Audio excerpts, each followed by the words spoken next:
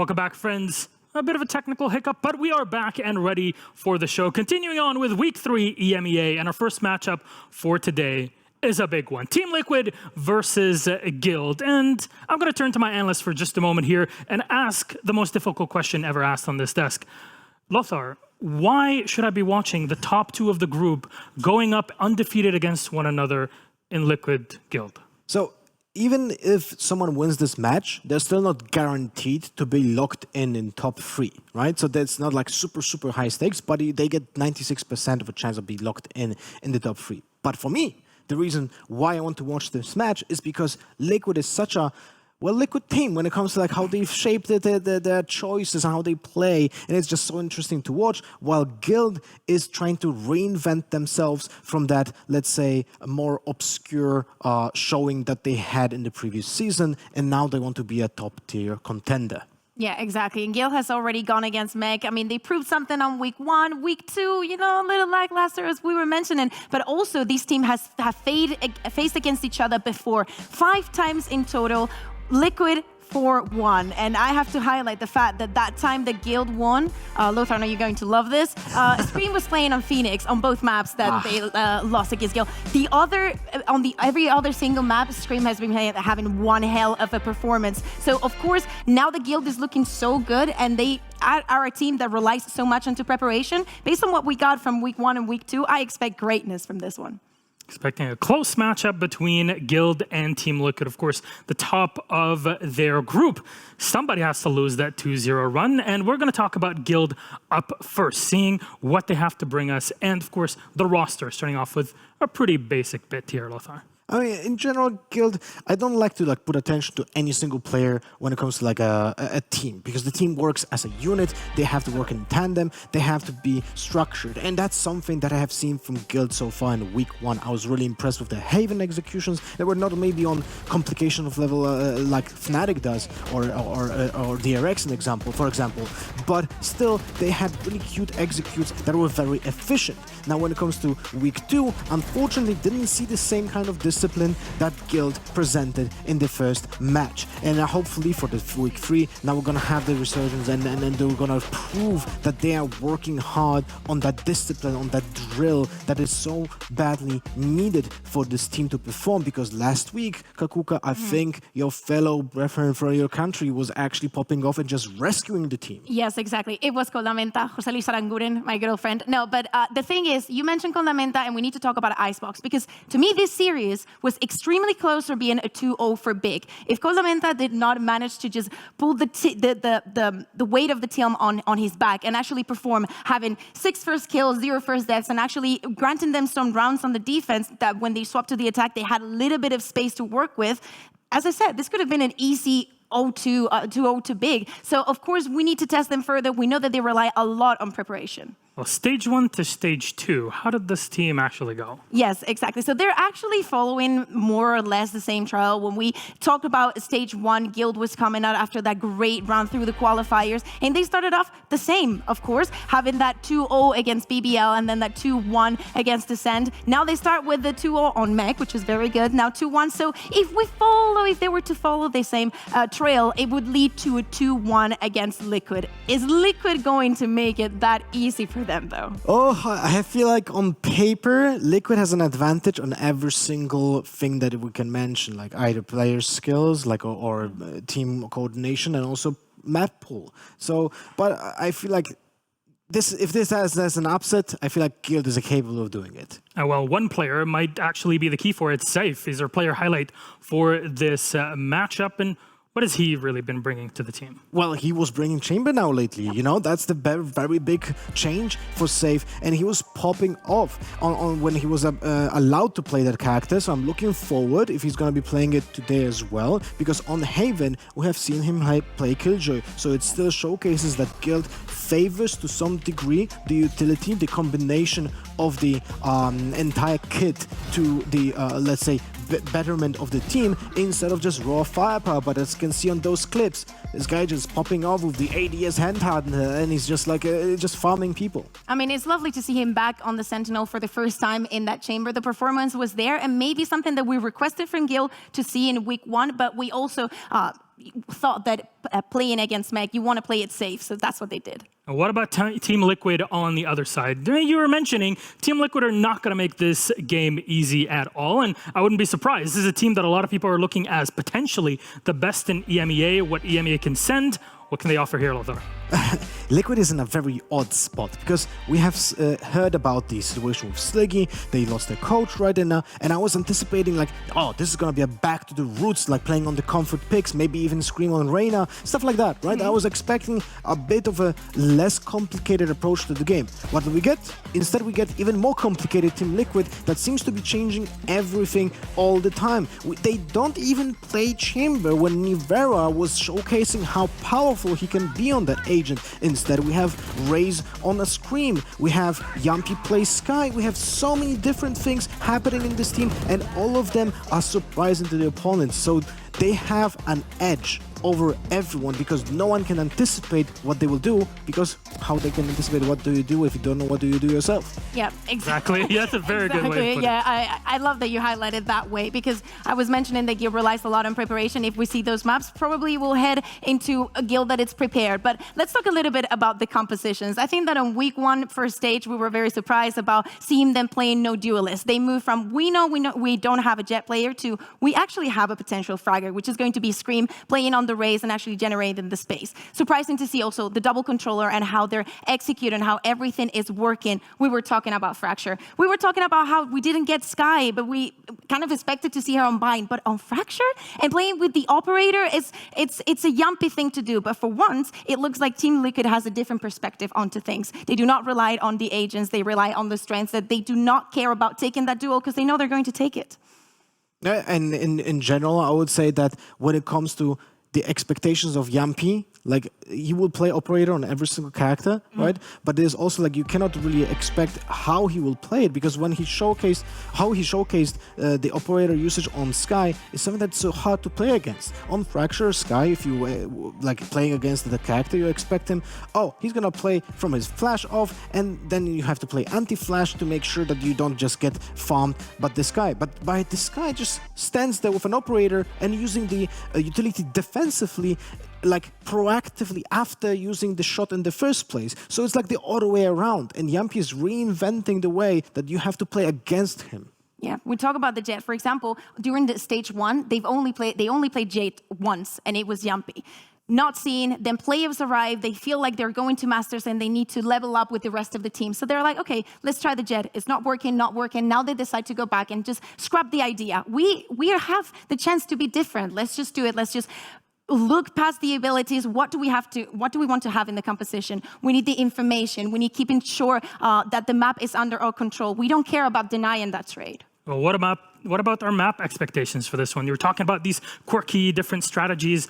What do we expect to apply today, Lothar? Well, Liquid showcased only 3 maps so far in those weeks in this season, and that was twice the Split, once Fracture, and once Icebox. And because of that, we don't know what they're gonna play on the other maps, and those maps that we didn't see yet are played on the older patches, with the Jet being still the operator player on defense, with the Chamber having 2 traps. So I would say that you can't really, as guild coming into this game, you are on such a terrible position because you cannot read the maps that you can pick against Liquid to be effective, and because of that, the advantage is towards Liquid. Yeah, completely. I mean, for Liquid, the best thing that they could do would pick random maps against Guild. I expect them to ban Breeze, because we've seen in the past that Guild is very strong on that map, and I don't feel like there's only so many things that you can prepare week to week. So really looking forward to see if we're going to see that split back.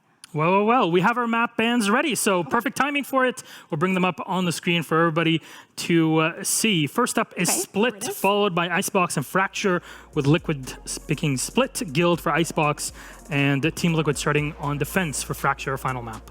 There are some surprises here, not gonna lie. If you were paying attention to what we were talking here, is like this is the exact lineup of maps that Liquid played so far in every single week, which is very surprising because that means that someone had to ban Haven, and Haven's being banned by Guild Kakuka. Like, Does that make sense? I mean, it does make sense if we actually think. Sometimes, Lothar, I tell you, there's a difference between agreeing and understanding things.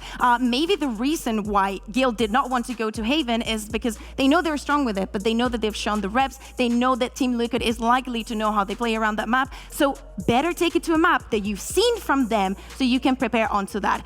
That first map, I think, is going to be extremely difficult to foresee for Guild. Then again, how well can you prepare against Team Liquid? Both of you were talking about it. Our Agent Select is up and ready. So, friends, guide us through it, please. I mean, Guild hasn't played this map since stage 1, and they actually lost twice against Ascend and Fnatic. They were swapping up between Jet and Raze, but we actually haven't even seen them since the Astra nerf, and they used to play that Agent on this map. For the side of Team Liquid, we can expect the same, well, not same old, but what we saw the last 2 weeks. That double controller, the Raze, nothing too crazy considering it's with... I mean, nothing too crazy, but the lineup incorporates an Omen, Astra, Cypher, Breach, and Raze. Like, that's what they typically played. But Scream, for some reason, is here on Sage. Maybe that's the switch up, but we'll see. But I'm expecting Guild to make a lot of changes because the Astra, Cypher, Sky, Viper, Jet or Raze setup that they had before, it might not be as efficient, right? But we'll see. Okay, so Scream is on Raze. The lineup from Liquid is exactly the same, so no surprises. But Guild, they have the Omen for the smokes. They have the Sage for the control of early space on defense with the wall. And it seems like a very just classic composition. Yeah, but I love the fact that they move away from the Sky. No more Sky for them. Trex and Safe actually swapping those roles. It was Safe who was going on the Duelist before, but since what we saw last week, how Trex is performing on the Duelist and how good and reliant Safe is on that Sentinel, it makes a lot of sense. Now that we have map bans and Agent Select, surprises expected in game? Not really any surprises. I mean, the Cypher makes sense because when you think about it, he's the agent that is allowing to make lurks on the attack side and not like Chamber. Well, friends, our game is ready then. Let's toss it to our casters. We got Pansy and Tom to take us through it. It's map 1, Liquid Guild. Enjoy. Thomas? Well, look, Hypot couldn't even be bothered to turn up to work today, which is crazy to me. You know, you can't get them anymore, Tom. They don't make them like they used to. But how are you feeling today? We've actually got a great game to start with. So if anything, he's missing out. No, I think we've got an absolute banger. So I'm not too unhappy with replacing for this one, but I'm sure he'll come back stronger as they always do. Either way, we're going to be getting into the game, and I can't wait for this one.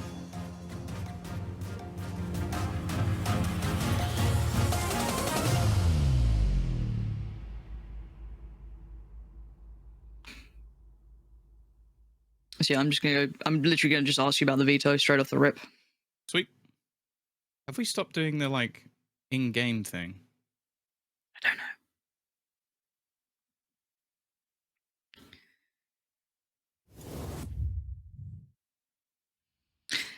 I think it would be amiss to not discuss the thing that stands out to me, especially, is this veto, Tom, because this didn't go where I expected. And okay, Liquid probably very happy with this, if I'm honest. This is looking quite good for them. But if you flip the script a little and look at the Guild perspective, explain this logic to me, because I feel as though they've taken away one of their strongest cards.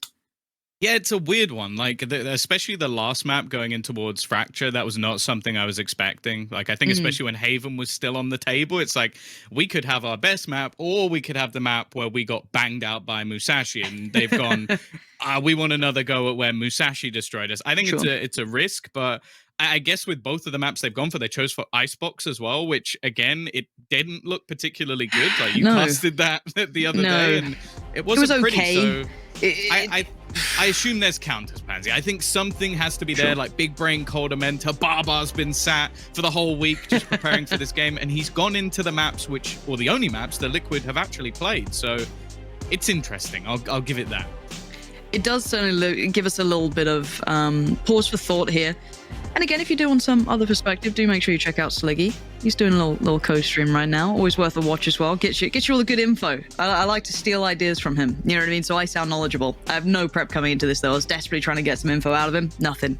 Nothing. Just a vault. But we're jumping in with Liquid on the defending side, of course, and that then does mean the Guild are on the attack. And yeah, this is one that should, if you're looking at paper results purely, sit quite comfortably with Liquid across the board. But we digress. We have to wait and see how this goes, because we've seen what can happen when Guild look prepped. I mean, so did Mech. This is interesting, though, because this is obviously Liquid's pick. Guild have chosen attack which is definitely not something you normally do going into a game of Split. And it's definitely not something you do versus Liquid, because they're normally stellar on this defensive side. So I'm definitely excited to see what they have in the bag, if they have something in the bag, because, again, this is something that Guild haven't really played this season.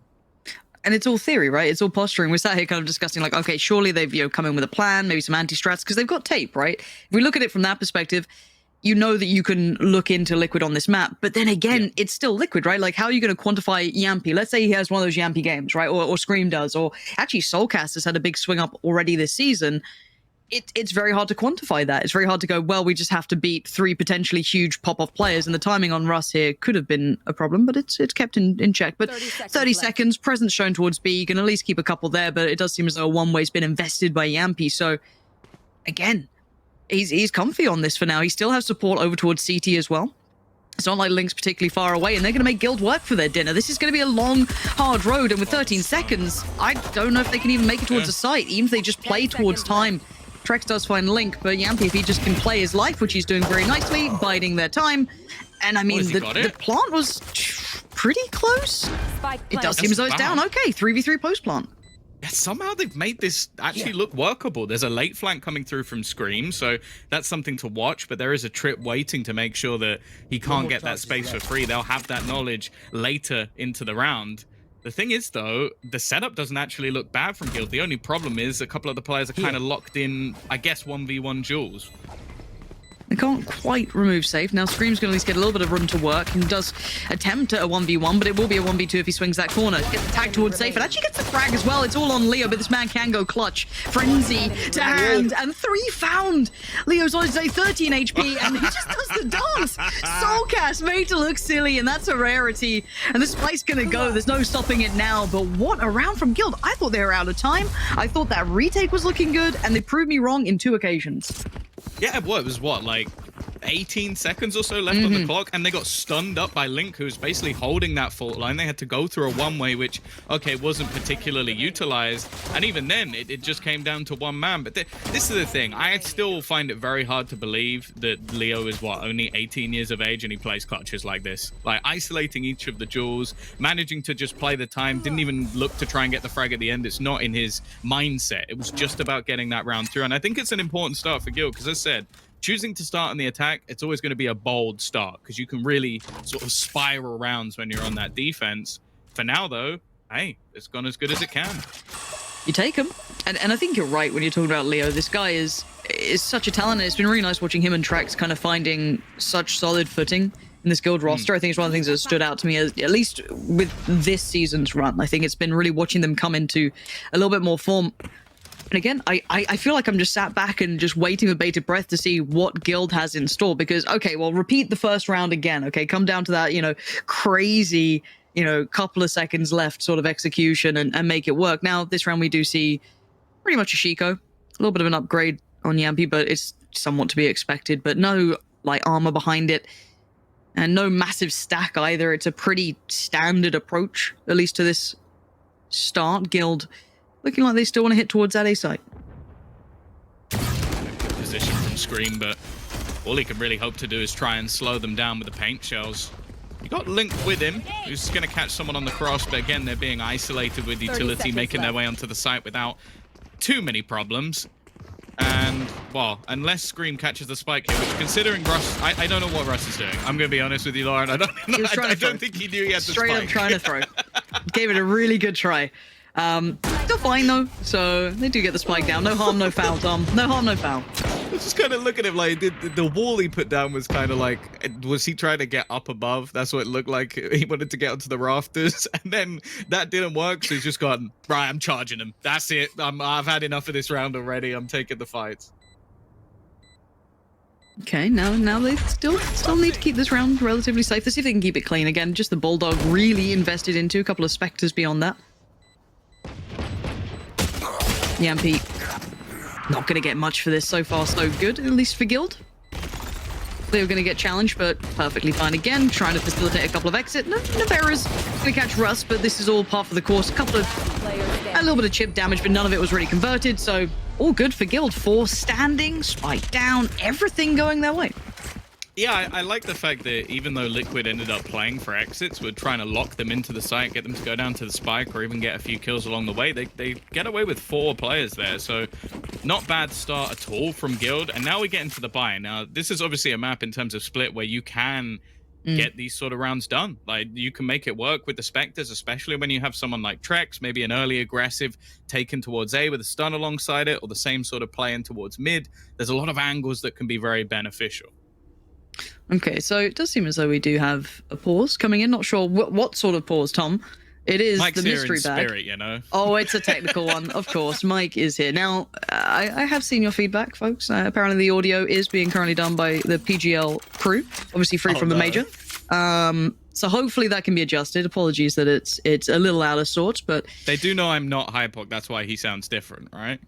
Is that what they don't worry mean by about the it, Tom. audio? Don't. No. Do you know what? I hope We're just that's both not British. That's it. That's it. Like, my voice is slightly different. It doesn't just sound weird today. I mean, you say that. I get mixed up for Jess, which, you know, it's not even close. How is your Aussie accent? I can't say a word without swearing. It's impossible. I cannot do it. So, yeah, not ideal. I think I know what word it is as well. I can imagine it's a good one that you definitely can't say on this broadcast. Cannot say. Not even close to saying. But it seems like the issues have been resolved, so we can jump back into this. And the buy's going to come out. Still a bit of light armor being thrown around here. There's potential for danger here from Guild, but I do want to see if Guild have something in mind that they want to utilize here, something a little special in the bonus round that could maybe garner our attention. Ooh, okay. That's quite nice, Big Shell. Yep. It's a little bit behind, but I guess it was in case they ran forward. They had everything planned for. The interesting thing, though, is that Liquid haven't actually opted to take the control. They've sort of just given it back up as though you've used all of this utility, get almost nothing for it. And instead, the pace change from Guild, they're right in. And I love this perfect use of those Spectres, trying to bring them into a range that'll actually work. And Leo and Russ in combination find the punishment on this. And they just crunch towards the site. And you're right, there was no real fight back from Liquid. They just got overwhelmed, and that sudden pace change, that little gear shift, has paid dividends. Now, Soulcast and Yampi, I mean, you're locked towards CT. There's still a wall up towards Heaven. You've got a long list of protocols to go through before you can even get close. And look at the upgrades coming in. Codamenta. You've got the Vandal now. You've got the Phantom with Safe. They're laughing. This is a perfect little pickup. And again, what do you do? There's still that late lurk towards mid as well coming in, just kind of sitting behind that wall that is now broken, of course. But it's a time buy. You still have to clear even further, and Yampi knows it. You can try and focus towards sight, but there's that little voice in his head saying, well, where did Sage go? Who put up that wall? Oh, no.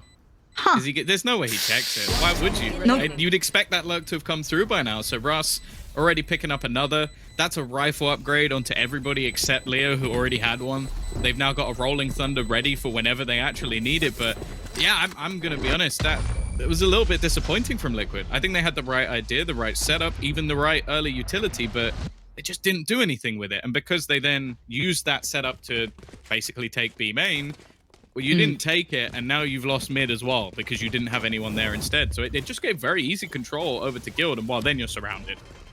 And I like the quick intent behind it. I mean, you've got to hold one of these two approaches, right? It's either you hold mid or you hold that B main after that amount of contact or intent put behind it. But giving up both kind of just set them up for failure. So the one rifle being brought over is with Soulcast, just the Vandal to hand. Everyone else just on a little bit of an upgraded Chico, some light armor behind it. So it's certainly not without a little bit of danger. But look at the pace change. Guild's starting to flex a little bit, but they've come in towards a stack. There's 2 more players up towards Heaven, but great spacing from Russ, and Guild just going to power through this. Scream's going to get to dip back towards sight, but already this is still with 1 minute 20 on the board. This is a whole different look from Guild. Yeah, the pacing of everything is just, it seems too difficult to actually play against for Liquid. And that's the thing. They're running a double controller setup on this defense. The whole idea is to slow people down, to delay, to force them to execute in the last 20 seconds, somewhat what we saw in the pistol. Guild are just disrespecting all of that utility, running straight through it into the sites within the first 30 seconds instead. And well, it's not the greatest setup when you're going in for a retake, I'll put it that way. No, you're not wrong. But I don't know if we can call this, like, you know, when we were talking about the veto and like coming into this and even, shot from Navera.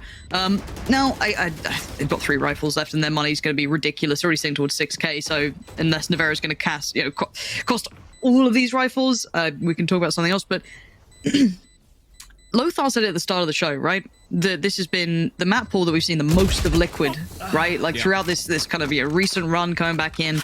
I still don't know if this is enough for me to go, oh, Guild just look super, like they're into it, like they've got these crazy anti-strats. I think so far it's just been a really good look across the board. This looks like a very well-prepared Guild.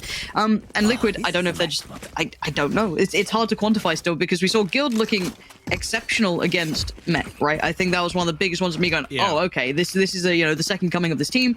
The big game, a little less confidence building, but if they come back in this and look as good as they did against Mech against Liquid, this now puts them, real deal pushing international territory now. Yeah, I will also give the caveat that if there was any team you couldn't really counter, it would be big because Sure. they've got brand new roster, brand new roles. Like they've lost God B, things are a bit messy. So I don't know if that's the case. This could be very interesting. Yumpy though, this is what I wanted to see in the round before. He's taken that control away from them completely. Weirdly though, they do still have 3 people on B. And look how deep Navarre is sitting. Actually, they got 4 people on. Why are they all B? So you've got Yampy pushed up. Are they expecting mid, I guess? Because of that split that came through, but completely gamble stacking on that?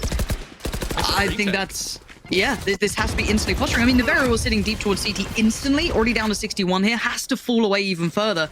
Spike needs to get across towards the side, but Trex has cleared it. They're still going through the protocols of potentially people being here and no one is. So Spike going to go down uncontested, and it's a full-on retake for Liquid. I've got to hope that they've got a little bit of utility left up their sleeve. I know Scream's got a little bit to work with, as does Link, to maybe facilitate something here. Oh, okay or not. Okay, never mind. It doesn't matter what utility you have. 2 headshots in the space of a second. Leaving this down to just 3 players, 1 retaking with an operator. I wonder if they're already thinking about saving. It looks like it. Yeah, you can see them leaning away. This one's done. I've got to say, this is... I want to see a tactical timeout from Liquid next round. Straight up, hit the brakes, hit the emergency button, and get a grip on this game, because right now you are being dictated to by Guild, whose pace changes have been perfect. These site teaks have been great. Now, obviously, they don't know how much they won that round by, right? Because, as said, you said it perfectly. Yampy pushes out by B main. He takes a lot of space, but then no one really rotated off the back of it. And then you can discuss, okay, were they sitting for pure retake? Potentially. But then 0 legs to it. Trex just flexes in towards CT, catches 2, and it's done. I want to see the emergency button hit early for Liquid here, because this game, they don't have any looks yet. I've not seen anything that's brought me back on board, because right now Guild are winning out in mid. They're living rent-free in their minds. The side takes towards A have been solid, and they've just been breaking their money constantly. Well, it's also not even like they've been playing like slow defaults for information. A lot of the time, it almost seems like Guild are kind of just running into these setups a bit blind. Like, all of the utility was there for Liquid, but they just, oh all right, I'm just going to run through it. And it seems like there's no backup plan. Like, if someone disrespects what Liquid are putting down, there's nothing there to stop anyone anymore. This is the first time we've seen Yampy really explore trying to maybe pressure mid a little bit. Didn't show too much, though. Didn't give away a shot at this point. Just the boombot invested down, and that's about all she wrote for it. But it looks like he's going to re-aggress a little now. Guild are at the bottom of mid, but they're kind of leaning back towards B. Spike still down towards sewer. And this is that pace change again. We saw those kind of very quick, massive intent behind it. Now this is a little bit slower, taking back that space from B main potentially, looking towards middle here. I'm curious what they want to do with that spike, though, because trying to get it across towards mid could be an issue if Yampy's on the money. But for now, let's see if Liquid have patience. The first time we've really seen Guild burn down the clock since the pistol smoke out, which actually Yumpy's just going to go walking through it. Ooh, timing's awful. It's just been caught by Trex. That's already their mid presence gone, but it does give them an inkling that this player is going to go in the other direction. Rolling Thunder set up, though. It's going to be a rough hole. It certainly is. 2 of them are going to be forced to at least relent on the site, have to sit back towards CT. Now, Guild, can they take the space in the meantime? It looks like Trex wants to. Gets himself towards fight, gets a fight, and he wins it as well. That's unfathomable presence from Trex. Soulcast trying to do everything possible to fight back into this in 13 seconds. All the pressure is with Guild, and Leo's just going to alleviate it in an instant. Safe through middle. Liquid are being outdone here. Yeah, like a few of these rounds have had like opportunities, but then it just seems like somebody on the side of Guild steps up. Yeah. Leo is 9-0, by the way. Just thought I'd add that in. It's not even Haven, and he's just popping off. It's terrifying. Like clutching out the pistol, then closing this one down. You've also had Trex. He had the spike in mid, gets an entry because Yumpy's like. those are all in plays, and we're 6 rounds in. Like that's a play from Yumpy, which is like, I'm gonna try and just basically win us this round, and ends up doing the polar opposite. To be fair, I will. Yampy is always going to be one of those players that can do that, though. I will always give him a little bit of room to do Yampy things, because on occasion, yeah, he'll absolutely make that happen for them. But just bigger picture, and I think you're right in highlighting that one of the players from Guild is now stepping up, because I think when we looked at Guild before, it was like, okay, well, we know that, you know, Safe can have a game or two here and there, but Leo was always that kind of unsung hero sometimes. I think he could have been one of the main names in EMEA for me when you watched him play. Absolutely. But now with Trex there, what a 1-2 punch, right? Like, that is a really tantalizing prospect, and you're seeing it tangibly in this game. That's gorgeous to watch. You know, as I said, that little push to CT that Trex pulled off that kind of changed it, and then Leo pulling that out as well, kind of, I guess, quelling Soulcast from popping off, who tried to make it a little bit of something. And again, right read, right place. It's just Yampy kind of lingering around middle. Everyone else is over towards that A side. And a nice little adjustment from Guild, who have been kind of hitting those, I guess, their anti-ecos towards that A site a couple of times now. Flipping the switch, deciding to go towards B. I feel like Coldham enters in their heads. Oh, dude, 100%. They've had the wrong stack every round. Like, each time they've gambled in completely the wrong direction. And now you get to watch, I guess, the OG Safe just lurking around the back lines, causing them problems. It's something they have to clear. Also, just a potential weapon. Like, that's going to be the main thing here. The issue, though, is like Liquid already have their loss bonus built, and you're not going to damage the economy on the other side, and probably until the end of the half. Like, it is as stacked as it could be. You're going to have the majority of players close, if not hitting that 9,000 credit mark, and yeah, they're already just looking to get out of there, trying to get back on the cross, and wow, Trex just isn't missing today. Nope, absolutely not. And I'm a little stun locked watching this, because I guess this poses the question of, okay, so we know that Liquid famously don't have that one IGL, right? They kind of not necessarily share the role, but it's been put to a couple of different people here and there. It's always kind of hard to work out who's taking that main role at the time. Is it Scream giving it a go at the time? You know, who's actually taking the reins on that? They obviously don't have a coach, I think, officially right now. I think they're trialing some out, if I'm not mistaken. So again, where's the depth going to come from? Do they have that capability to hit the brakes and identify problems and adjust on the fly? I feel as though this is going to be the time to try it, but you're already 0-7 down. That's a brutal way to come back in, but they have to come up with something for this purchase coming out, Tom. Yeah, and it's getting to the point where you're trying these very aggressive plays, like these takes from Yumpy, to almost just win the round single-handedly. You're getting a lot of information on most cases as well. Like, he had B main control, he had mid control, like, but it seems like a lot of the rotations have been a little bit off to at least have personnel in play. Either that, or they've looked to play a retake, and that's just not working. Like, even with the amount of utility they have to actually get these executions back into the sites, it's just not working out for them. And part of that is just that, okay, it seems like Trex and Leo are just having a day, which, okay, that's something that can happen. They're phenomenal players, but I don't feel like it should be happening versus Liquid. Like, you're talking about the superstar roster, you're talking about basically every single player on this team being one of the best in not just their role, but in multiple roles. So, yeah, the fact that it's 7-0, Guild are on the attack as well, I don't know. I'm starting to feel like this is done. Mentally, if it doesn't start now, you've got to feel like this is cooked, right? Yeah. Like 7-0 and in this fashion too. It's not even like these rounds have been close, and look at the pace change. Oh, and you thought maybe a second difference here or there. That could have been Trex winning the fight, but no, Scream's at least going to try and keep control of middle. That's a big win for them. A first pick going their way untraded. Huge for Liquid. But again, that's Guild changing things up. This isn't the traditional back and forth, but we're going to have the res coming out, so Trex back on his feet. Anyone to punish? There, Scream sends it down again, just punishing Trex. Not allowing him to get back up, and you know what, that's fair enough in the way he's been playing so far. Again, aggressively using utility from Guild just to try and take extra space, but ultimately they've burnt out quite a bit here. Still though, I'm a little bit wary about some of the space opportunities that they have. Like, you look at a solo hold from Link, normally Mr. Reliable, but with the way this game has gone so far, I wouldn't mind them bolstering it a little. I think that'd be quite a reasonable request. Just sweating bullets over there, like, please, someone.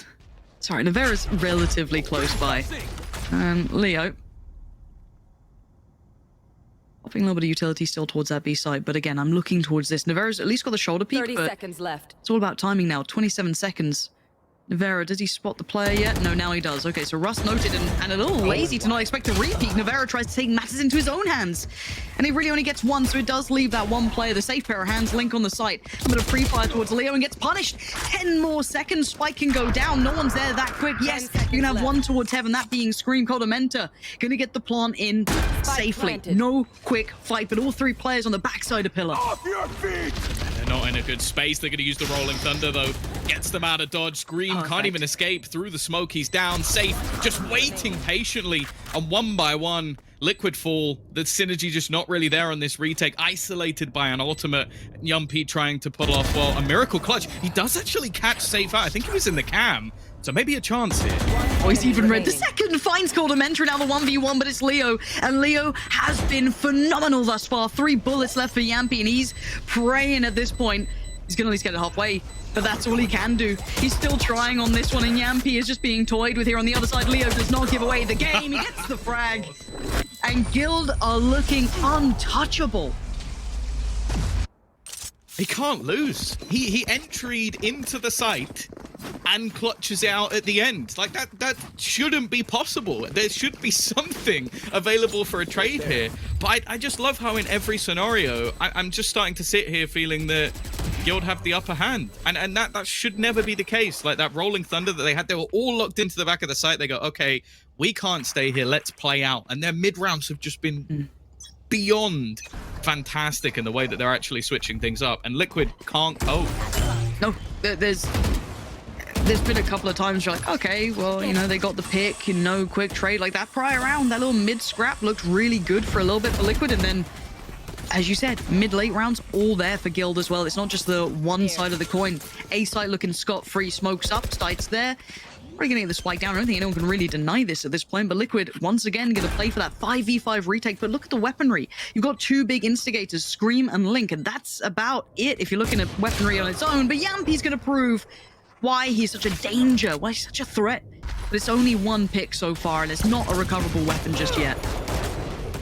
It's a bit awkward for safe. They do still have a Rolling Thunder, Cosmic Divide as well. So there's some ults that could be thrown in here for Liquid. And honestly, at this scoreline, I wouldn't mind them attempting something. Straight away, Link is going to isolate 1, but how did that duel even come through? Trex has managed to find 3 kills while stunned up.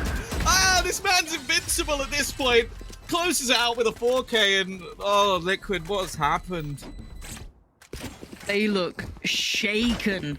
They look absolutely shaken to their core.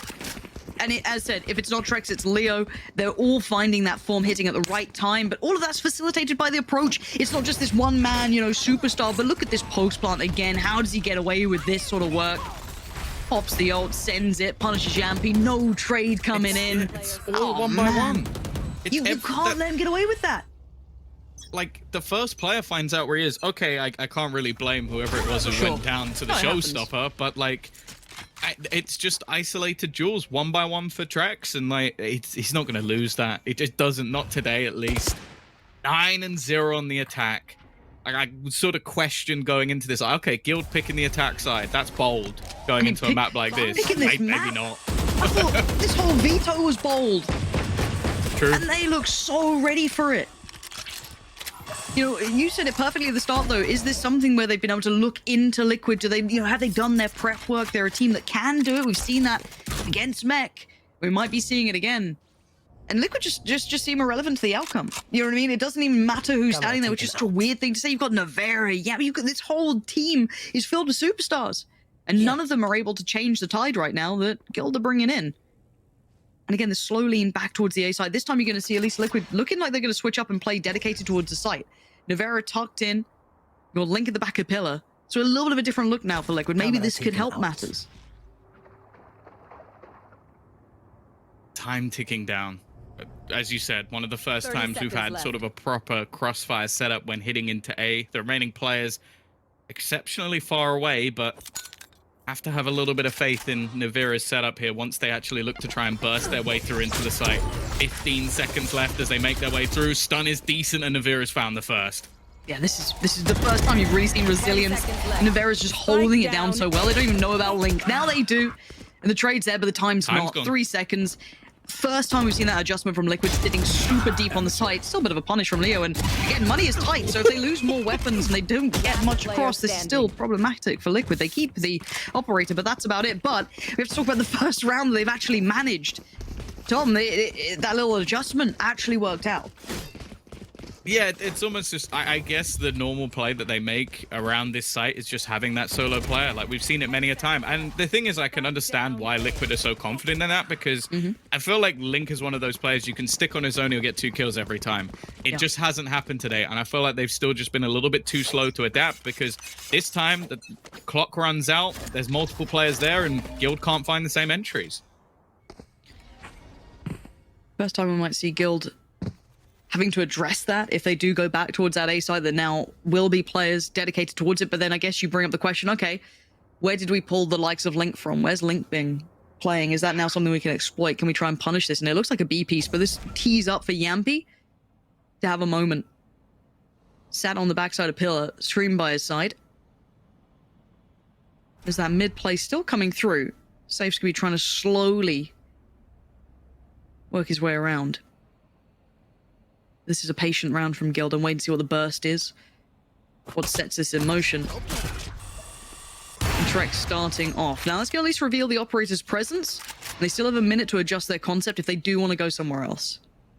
Well, yeah, that's the thing. Facing into an operator with a one-way to support it doesn't seem like the smartest play in the world, but it does look like they're going to try and challenge here in onto the squad. No ultimates to play with, but already stuck at the back, missed, but he's got Scream to support. In fact, the nade does its job as well.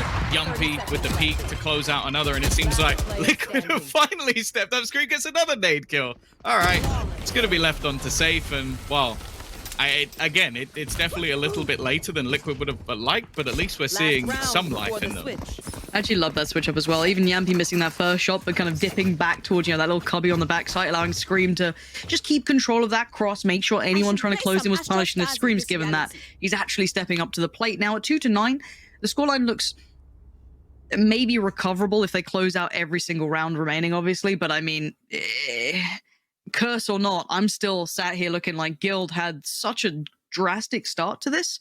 Even them calling a timeout at this point, I mean, why not, I guess? If you've got it, why not try and run it out? But this is still such a commanding performance. If Liquid are waking up now, it's a little late in the day for me. Yeah, I think luckily they go into a map which I'm not heavily. There we go. I've learned how to speak English again. But yeah, I don't think it's heavily favored towards Guild. So I think going into it, I always find that if anybody picks Icebox, I'm like, yeah, 50-50. Like, even if a team's fantastic on it, it just seems like it can go that way. And especially with the individuals on Liquid, their new composition, which has been quite interesting. Although I would say if Guild's picked that map and what we've seen so far in this one, they've probably thought of all the ways to beat out that composition. But nonetheless, I even just feel like Liquid warming up the aim, even if they don't win this map in the end, will be far more important than just going out like 13-0 and not having a fight at all. Yeah, there's some games where you're like, okay, it's almost easier, quote unquote, to lose quickly and just move on to the next. I don't think this would be one of them, where it just feels so deflating. And Yampy's getting a little bit more aggressive. Okay, Yampy, I believe. I'm always aboard. I'm always aboard the Yampy train. Because every time you doubt it, it'll just do something absolutely out of his mind. But how's he get out of here? Okay, runs. Easy. Sees why do you doubt it? And now he backs away, pops up the little one-way if he fancies it. But he's got support on the site. This time not going to be Scream, though, who's over towards that ramp side. So he's going to call for support as quickly as he can, because it looks like the hit's going to come in regardless of what he wants. Predicting the player up on the wall, and he's not wrong, but now he's forced forward into the fight, and Russ finds him for free. The site's all theirs, and look at the overlean towards CT Trex. This guy is a beast today. And Liquid, you got to face the music on this. Push forward and try and make a play of it. Try and do something with it. But no one's given them opportunity. Well, yeah, it's a tough way back in, and actually, might have caught the flanker. That's safe down at least. He's expected at this point. They've been caught out enough times, and they're going to know where the remainder are. Link with an opportunity to isolate Trex in the corner, but again, it's easier said than done. Counter utility still going through to make sure this fight just isn't going to be easy for them, and while Link now having to try and close out a 1v3 with seconds left, it's going to be Russ to close the round. 10-2, Guild adapt once again, and that was a fantastic attack. Switching sides. This hasn't been a bad map for Liquid this run either. We've seen some pretty decent performances. I don't know where I'm weighing this up. Like, this is kind of exploiting a lot of the issues that we were worried about with Liquid, right? Without that, coaching role potentially in place, without, a solid IGL. Right now, they're still trying to change things up, just play it out. I feel like Guild really managed to make that a problem in this game. They had some nice adaptation, though, to be fair, sitting a little deeper towards the side, but that gave them, what, 2 rounds? It ain't much, Tom. I think we're seeing the same issue. I'm pretty sure it was Liquid running double controller before. And initially it worked fantastic because people are like, oh, okay, there's a lot of utility here. We couldn't just run through that. And then there was a team, a bit like Guild, who just went, actually, you can. And just have these good executions. And that reliance on those smokes, it takes a lot to sort of adapt because you don't necessarily have that backup plan in place. And it doesn't seem like Liquid did here. I mean, look at this mid stack. Oh, and it's tailor-made to catch Yampy. Guild looking so ready for any of that presence towards middle, and Yampy's gone. That's a blink of an eye. He's out of there. Still above a minute to play with. And they just dismantle that mid stack that they'd held for a couple of seconds. It looks like Liquid are at least eyeing up that B site, and they're holding this deep for now. Guild is sitting all the way back towards CT. I'm curious if Trex is maybe going to explore a little bit further back towards site. Jump peeking in. Yeah, he is. Okay, a little bit of a tag, but at least he knows the intent now. He might have only spotted Scream, which still doesn't necessarily pull the full rotation off just yet, but he wants to go back for more. Even after taking a tag, this man is so confident in his own ability. Scream has managed to sneak his way through, but Trax actually seems somewhat aware of this. He's sitting safe for it, so I am... He knows. This guy's... He just knows. He's just on... Everything's sitting for him. And, well, safe. Okay, well, the attention was on someone else, but safe then went, no, I'd like a little of the limelight, please. My friends, he's doing great, okay? So, I mean, put a fork in it, mate. This one's done. This is well done at this point. A little overcooked because even just getting this pistol under the belt, right? Let's assume that Soulcast does not clutch out a 1v5, not even planted 10 seconds left, right? You're not going to tell a story this time? Do you know what? Funny enough, I haven't heard this fairy tale. Funny enough, Tom. Haven't read that one. He hasn't even got time. He hasn't even got time. You know? It's the shortest story in history. Yeah, it's more a haiku at that point. Yeah, I think anyone who understands how numbers work will realize that Liquid are a little bit screwed Can now. you explain it for those of us who don't understand how numbers work? Well, it's gone for one of the teams. It's about to, really become a problem because it's more than the amount of fingers I have on my hand, so I can't count that high, Tom. Exactly. Now, from Liquid's perspective, though, they're very far away from the bigger numbers. They're only on 2. So that's a lot of numbers. How long until we get to double digits in the 2s? I've heard that one before. That's a great question, Tom. We'll leave that for the analyst desk. At 2-11, though, it's got to be a run back from Liquid now. This is it, right? It's got to be just flawless. Which, you know what? Maybe. But you want a pistol win, is what you're asking for. Yes. Because they haven't invested it. Well, they've invested a little bit. A little bit. A tad. They want to play with the rifles, which I guess it's a pick your poison scenario for Liquid. You either force in here fully, hope that you can win it. They didn't really get much in the last round in terms of kills either, so it's not like they could build much into this next one. Right there. And while all going to be breaking, that's the thing. Like it's Guild are not overextending. They're not overfacing. They're not taking massive risks. That's the thing I've enjoyed a lot about this team is they know who they're up against. They know that there can be blips on the radar. It was the same against Mech. Like they didn't take any of the rounds lightly because they know they're up against a squad full of superstars, and if you give them a little bit, they could come back. But this is just very controlled from them. And you can see still the smoke's going down, early rotations, ready for this sort of play to come through. And Liquid are about to push into what looks like a 3-man stack with, well, 25 seconds. Yeah. Yeah. I'm waiting. Make me a believer. Because right now Leo's doing quite nicely as his Coldem enter. There's 10 seconds left. And it's going to be, one of the best games we've seen out of Guild since the Mech moment, really. The big one definitely left me a question mark, I'd say. Because it was closer than I expected. To be fair, I pestered Sliggy about it. I was like, how you think about Guild? You rating them? Like, what happened with that big game? He was all aboard. He was still just 100% believer in this Guild roster was going to look pretty good. So, I mean, hey, he didn't get shaken by that weird big performance that I did. Yeah. Because that definitely made me kind of think, okay, was that just like one game where they looked crazy? Was Mech just maybe a little slow on the start, you know? But no, still instant recovery from Guild at 12-2, and now it feels like a formality. They don't even. I mean, how are you meant to hype this up when Trex? Okay, that's out. Trex just gonna fly down middle.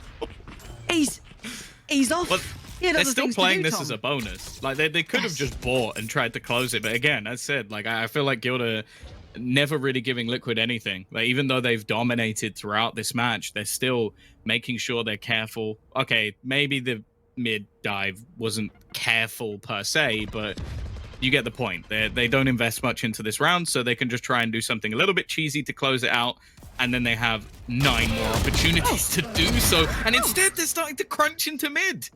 Oh, it'll be fine. It'll be fine. Link's gonna hit a nice shot on the cross. No, he won't. Fundamentals there. There it is. It's okay. Kept in check. 3 alive. It's great. 3 alive. It's great. There we go. Liquid. I thought he was gonna get him. I know.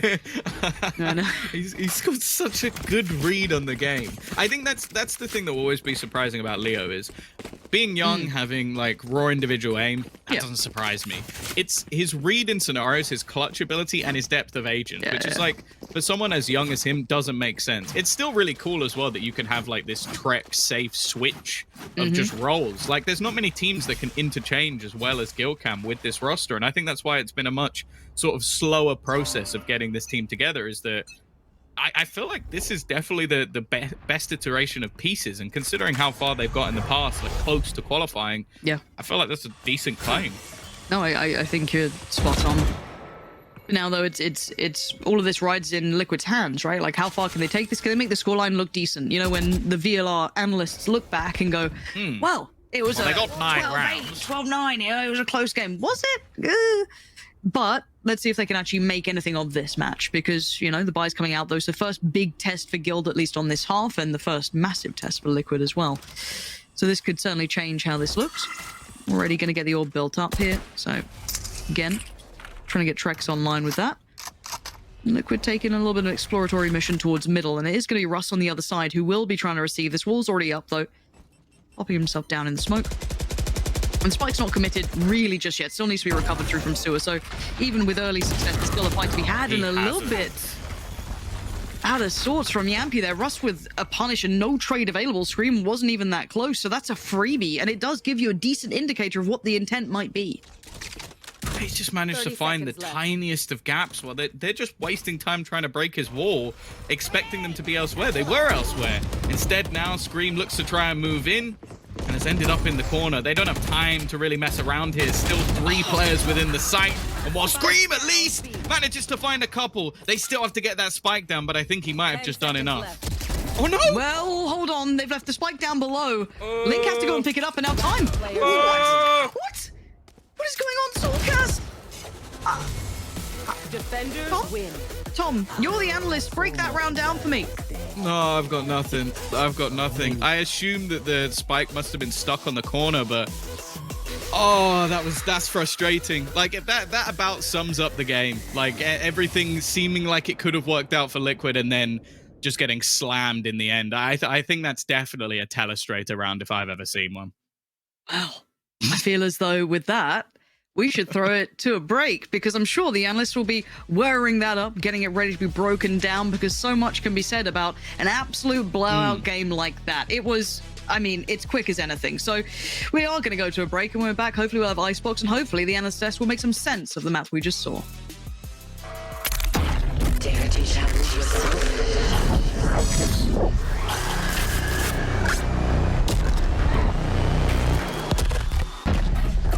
Who's next?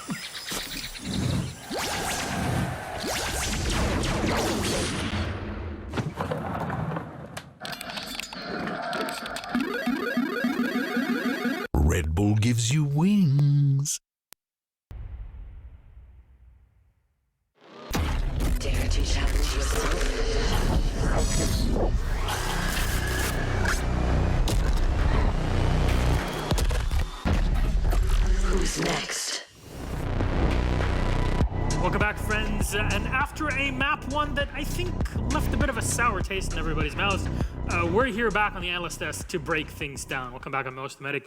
With me on the desk are Kakuka and Lothar, and please, as Pansy and Tom were saying, let's try to make sense of what happened in map one.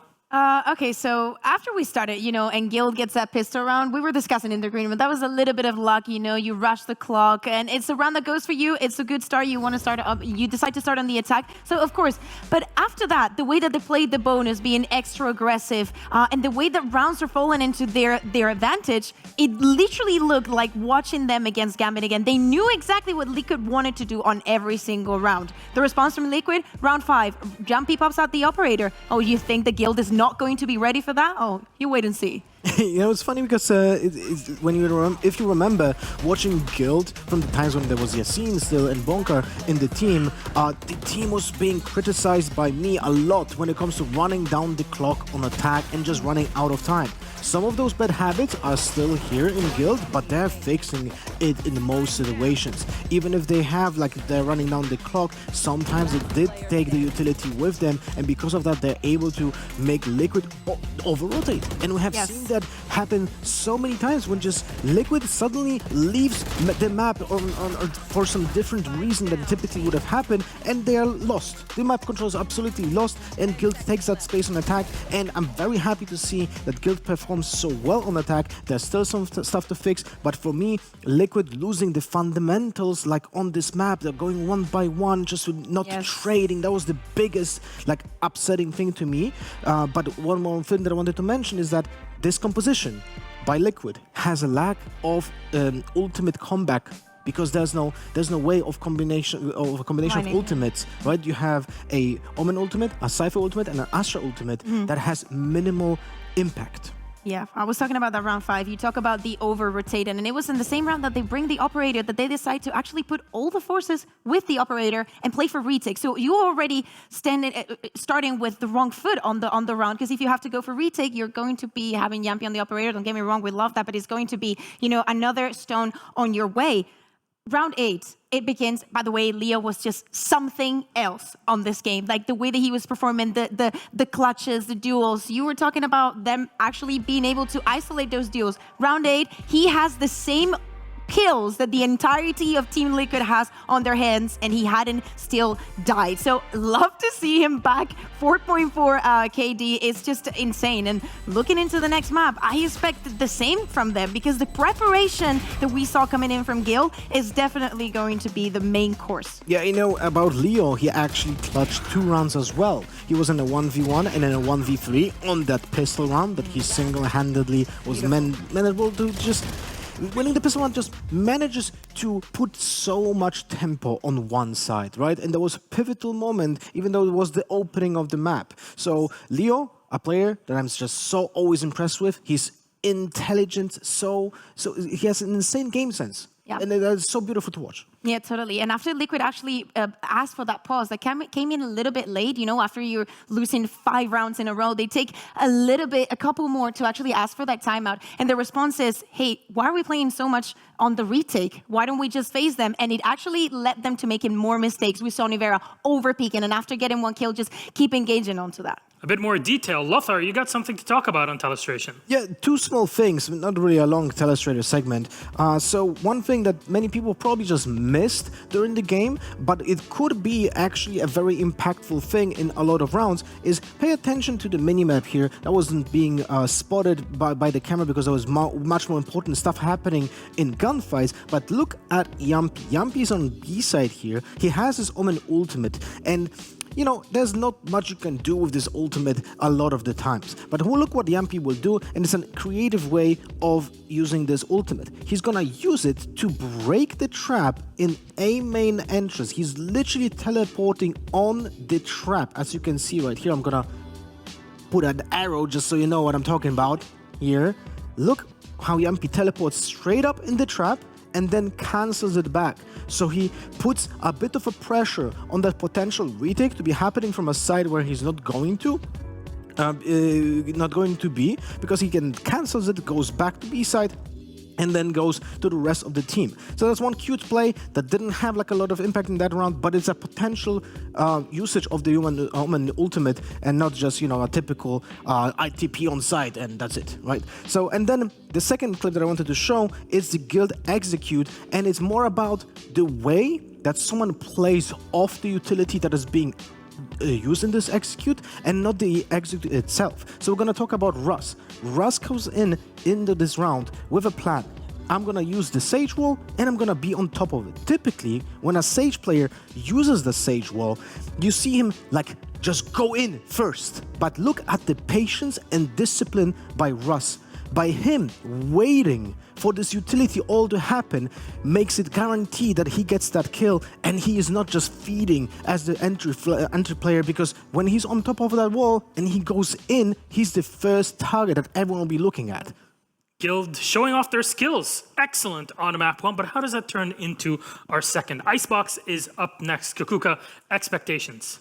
So the thing is, we have just seen Team Liquid not being able to perform a retake on Split. And one thing that made their Icebox extremely strong is not only bringing in the Fade and being surprised, but actually the way that they were performing the retakes. And just, again, seeing how Guild prepared for this Split, I think that is the reason, that the fact that they have those reps onto Icebox, that they decided to go for this map against Team Liquid. I mean, Liquid also has another unorthodox composition that they're using on Icebox, and because of that, I'm assuming that Guild has a plan how to approach it, right? Liquid is typically playing with an Omen and a Viper on this map, which gives you more control on mid. I wonder what will Guild do to counter that mid control against that composition.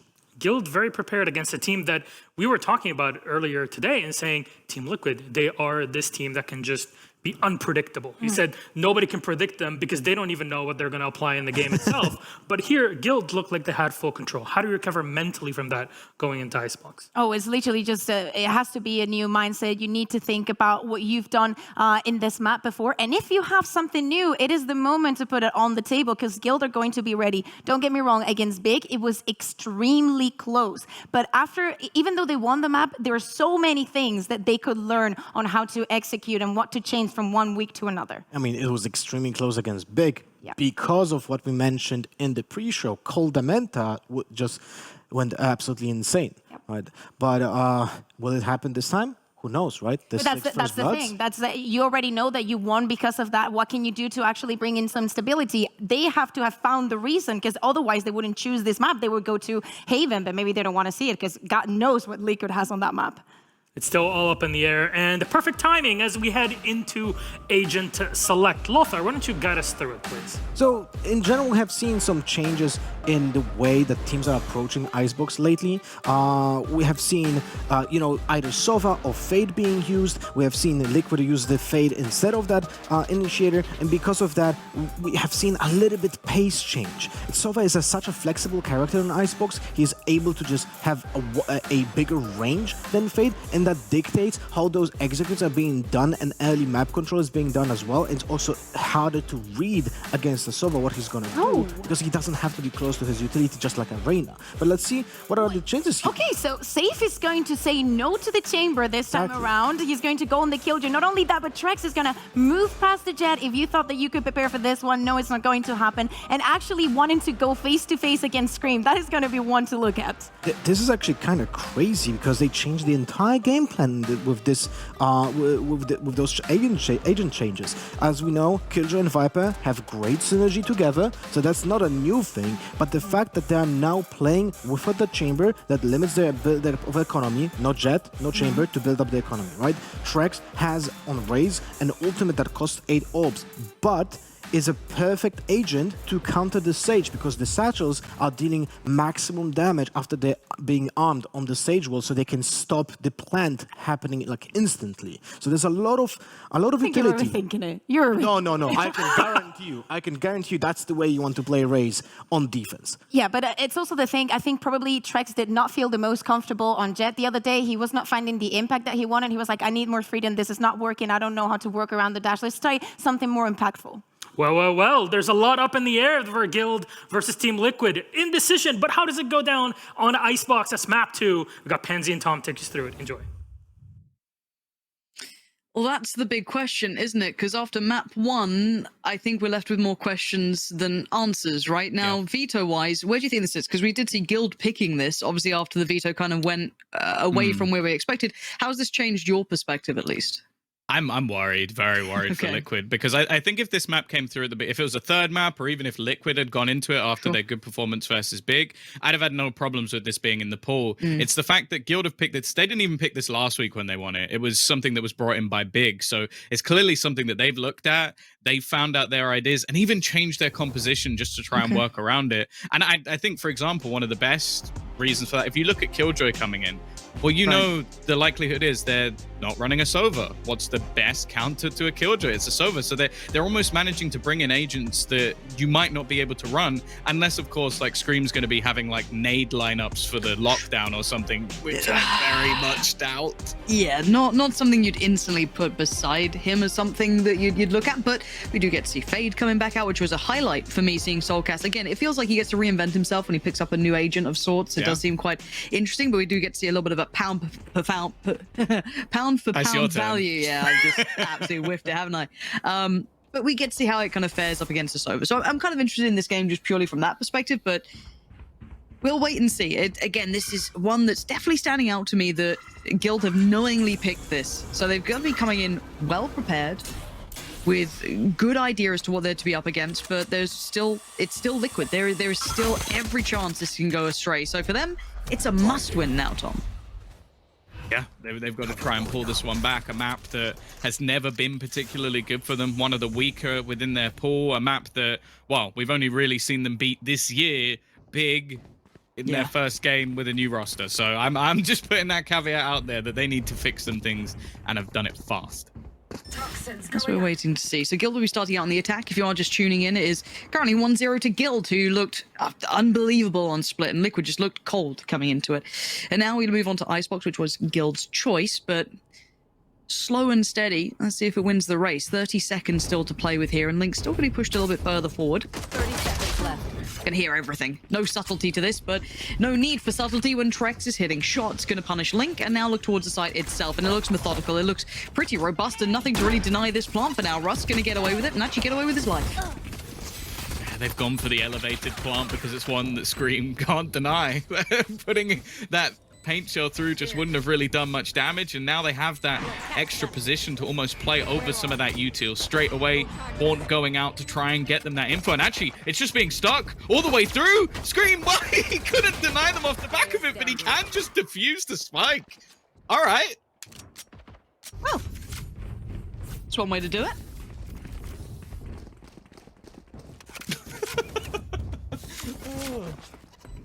Just yeah. He just stuck it. He stuck He it all the just way. You can see straight the up utility stuck that. was there. Like, there was a paint shell afterwards. I think there was even a nano swarm, but I assume on Guild side, they go, well, they won't have just stuck it all the way through, would they? Surely And, well, not. a long-time FPS player, Scream don't fake. That's what they say about him. Not the headshots, it's Scream don't fake. No. Scream, do not fake.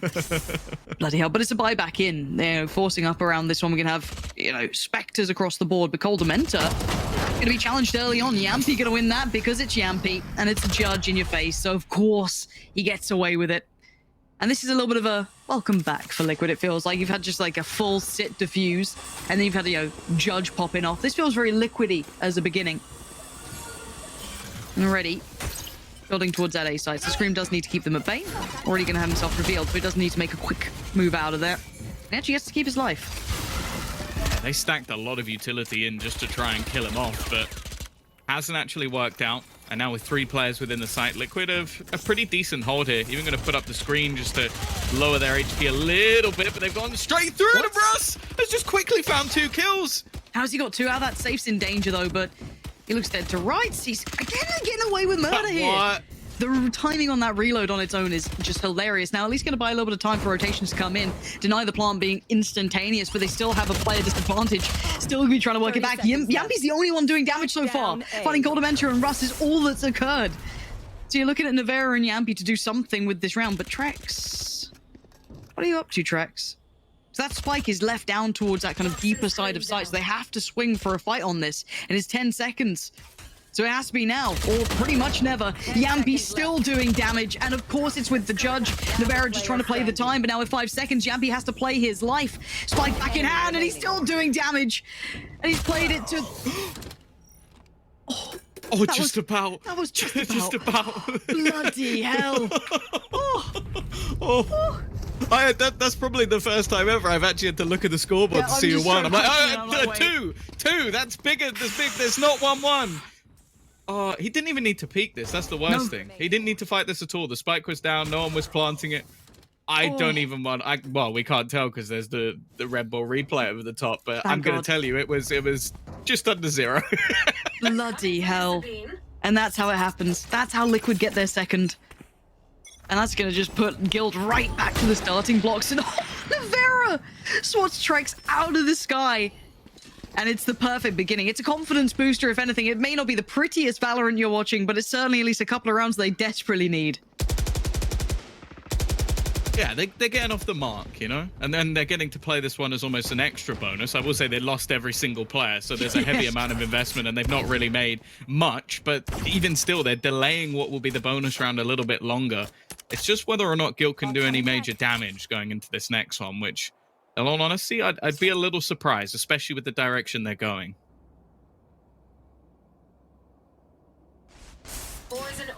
And let's see if Navera spots another. Already gonna slip a little close towards Snipe, but shut down pretty quickly. So Navera gonna catch Rough Booze and Hellcast finding Colamenta.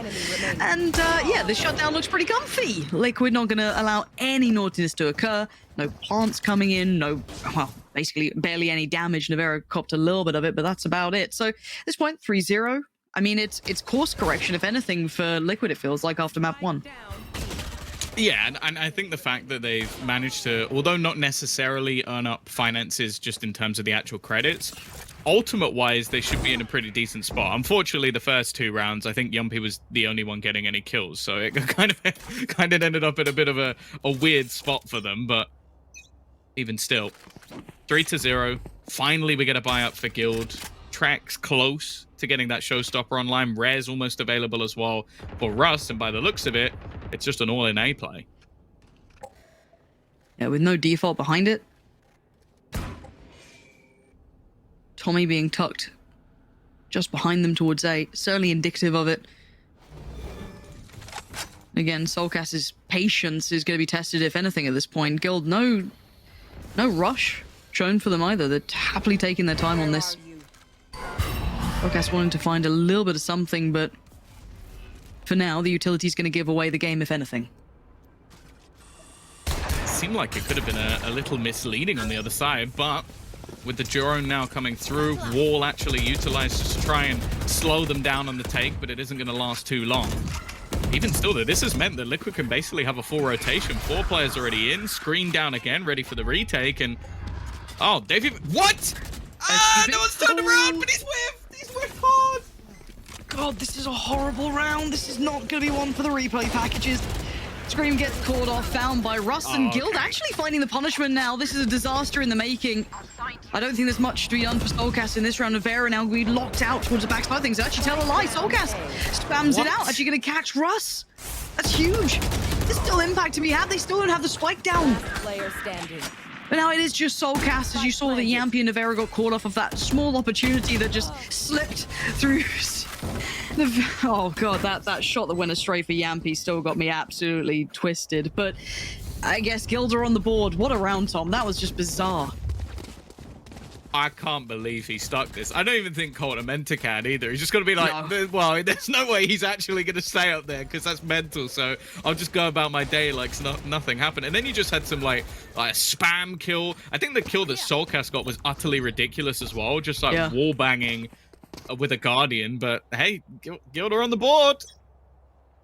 All right, just do that again. Do it again. No, please don't do that again. I don't want to see that round again. Okay, we're seeing again a little bit more aggressive. You're going to see Scream kind of exploring a little deeper towards that A side of things, which I don't mind. Again, a little bit of a switch up. Link not too far behind him either. We saw the Guild weren't particularly holding that default on that all-in A piece, so already an adjustment. It does look like a little bit of a lean back once again towards A. Now, they do have to try and clear these 2 players close by. Scream working towards the ult. How long does he stick around here? Well, yeah, they've got Nightfall ready as well, so even playing a retake here wouldn't necessarily be a bad idea. All the information, deafening your opponents, it's a pretty valuable ult to have in that late round scenario, and with the majority of players looking to try and push in onto this A site, you can see again Link holding onto the wall, slow available as well, so if they wanted to try and just delay as much as possible, which seems to be the plan, because they've also got a deep smoke and now the screen. Okay. And there's contact, though. Scream's still going to find Rust on the way in, which is proving to be a bit of a problem. You don't expect a little bit of a hit and run. If they're sitting for retake, you kind of expect them all in on that, but not to be. Oh, the spam's on the money! Scream punishing Safe for trying to plant towards that upper side. Once again, Coldamenta even copping a little bit of flak damage too. This is quite nice. You can see Yampy starting to build up his way around as well. This time hoping not to miss, but Scream just reigning supreme on towards the side itself. Investment of the ult. Not having a good game here, Yampy. A little bit of an unfortunate shot again, but it's fine. Everything is looking good for Stand and another round for Liquid. Yeah, the thing is, a lot of this afterplant revolves around having Russ alive. Like, you need the wall up early so that you can actually stop exactly what happened. Like, the wall bang through, it doesn't happen if you have the wall in place to actually get into that position in the first place. But because he goes down, they have to take a risk. And, well, you can tell on the other side for Liquid, they have read that almost perfectly. Scream starting to pop off as well, which is always a terrifying prospect. No matter how good you are, this man can be better.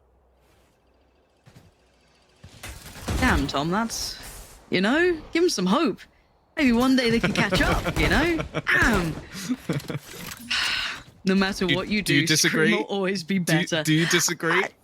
On Scream's day, I think he could be better than anyone. I'm not, Joe, it's not worth arguing. It's not even worth arguing. I'll give you that. I'll absolutely give you that. But sadly, the one thing that's not being given is a great deal of money for Guild. They're going to be down on this kind of weird purchase. It's certainly not pretty. And again, I think Nevera's been pretty on today, doing his job. Doesn't need to be popping off necessarily. And speaking of popping off, Scream going to just end it and find it. Coldamenta just gets sent away. Having absolutely none of it. Still not really being forced to relent either. Nothing going to really clear him from yellow. He can sit on this. They have pulled rotations. Sure, I guess that's a small tick in the box, but Safe to speed up the pace and try and take this site control would be pretty brave of him on his own. Rest of the boys now in support, but you can see that little bit of a clock, that little intuition from Liquid now starting to tick over. There's no other presence felt towards that B site, so already I'm pretty sure Soulcat is eyeing up the pusher in case anyone tries to overextend, but this should at least get them a plant. Here is that wall. That's it. This makes it a lot harder to basically deny the plant. This could get interesting. Now, Rare's probably not going to be utilized just because, well, wrong side of the map. Died all the way on the other side. Yumpy playing this with a judge. It's just grotesque. I don't want to see that. Can we not look at his POV unless it's necessary? But here comes all the utility. Liquid more than comfortable to play this as a retake, and that is so much information off the Oh my god. It's Yampy just closing the gap as well, and you're going to be sweating bullets because the man's above, and it's death from above. Of course it is. Yampy, this is the danger that man contains. And you're right, it was off the back of Soulcast's utility, giving them a lot of information to play with and just the ability to close the gap. And Guild, they're getting what they want, at least in the early rounds. They're getting the plant down, they're trying to take a little bit of side control, and that was off the back of the contact they had on the other side. But then the retakes have been pretty sharp. He shouldn't be allowed to do this. No, he shouldn't, but he is. I will say, fair enough to the observers. you did have to look at him there because he was doing something utter just madness. He's just sticking with the judge. Like, this is a man that we know for his operator in the majority of rounds, but he's currently 10-4 and just having an absolute field day with this gun. And that's the thing, like, it seems like Guild tried to come in with a plan, but if you're talking about teams that can disrupt your plan, Liquid are up there. Yes, they certainly are. Leo's going to find a link, but that doesn't remove Scream from the equation. And do they check on him? They do now. They note him, and that he's still going to take one with him. And Yampy goes in. Still going to claim Russ, and Russ is going to be absolutely tilted in pieces. It's a 3v2, and you do have the KJ ult coming in, so at least that's going to facilitate the plant, force the defending side away, and you can see the Viper's Pit now coming off the back as well. This is a lot invested for Guild, and it looks like Nevera going to do it right back to him. Trying to almost counter out the ult with one of his own. Again, for Liquid, they have plenty of finances to buy back in, so even if they just manage to drop the remaining couple of players, that could be enough for them in this round. Haunt utilized again just to try and clear some of those closer angles, but the fact is everybody is playing outside of the pit at this point. It's going to be difficult for Soulcast to really find anything here, but he's managed to get quite far forward. In fact, well, it looked for a moment that he was going to have an opportunity. Shock Dart in is going to leave Navira low, but he's tanked both of them, nearly getting it all the way, and he's just going to enter it. He sticks it in front of them. The disrespect. Both of the brothers have now done that to Guild. Right. Well.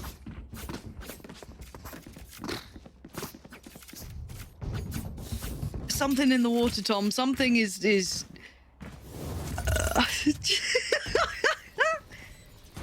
absolutely unreal. Somewhere out there, Jonas is crying because this was his whole problem with the update. Double Shock Darts are stinky now.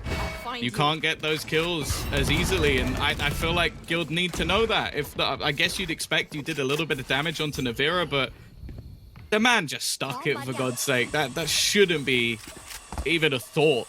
Shouldn't be allowed. Should not be allowed. Unbelievable 6-1, and it feels like I'm watching a circus at this point. It's just what craziness is going to happen. Oh, Yampi's going to get like 5 with a judge. Cool, all right. Next round, a full defuse with like 4 alive. Sweet. Oh, his brother's going to do the same with 2. In a post-plant, I think it was with like Viper and with Sova. Fantastic. Makes perfect sense. It's why you can't help but love watching Liquid sometimes, because it does just go absolutely off the charts. So for now, we see once again Guild trying to pick themselves up off the floor, because these last couple of rounds have been pretty disastrous. They're spirit breakers, right? Like, how are you meant to come back from this? But once again, the rinse and repeat towards the safe site. 2 noted at the back of site. Guild now need to address this properly. How do they get around it? Well, Trex is going to put himself into the mix, and that's how you do it. Remove Link, remove Soulcast, and the site might finally be yours. Scream forced to relent for just a moment as the spike can go down. We finally have a bit of a lurk in action. First time we've really seen it. Navera going to give away his position, just audio queue alone. So now Liquid presented so many new problems, and the flying judge is traded. But it is now just Scream in a 1v4, and surely nothing now goes wrong. Don't even know why you'd utter that sentence. It's like you're trying to will it into existence. But yeah, I feel for Scream, you just got to do damage first, already going his way. And any more than this, and you do start to worry a little bit for the side of Guild just in terms of holding onto those weapons. But it seems like he might actually just be looking for the exits, just looking to wrap all the way around and watch them as they run through. Looks as though that's the plan. And it took Trex to get 2, I guess. The ult pretty much gave him the first round that they've been really able to convert. Guild, well, obviously that now off the board. I haven't even looked at the ult economy, but I assume after the round we saw the Viper's pick go up, the Hunter's Fury being invested, they're going to be cycling right on through this. So Guild might be left with fewer options than they'd like, but we'll have to check in after this replay. I think both teams are fairly low. I think there's still the res for Russ, but just not really been able to use it. But yeah.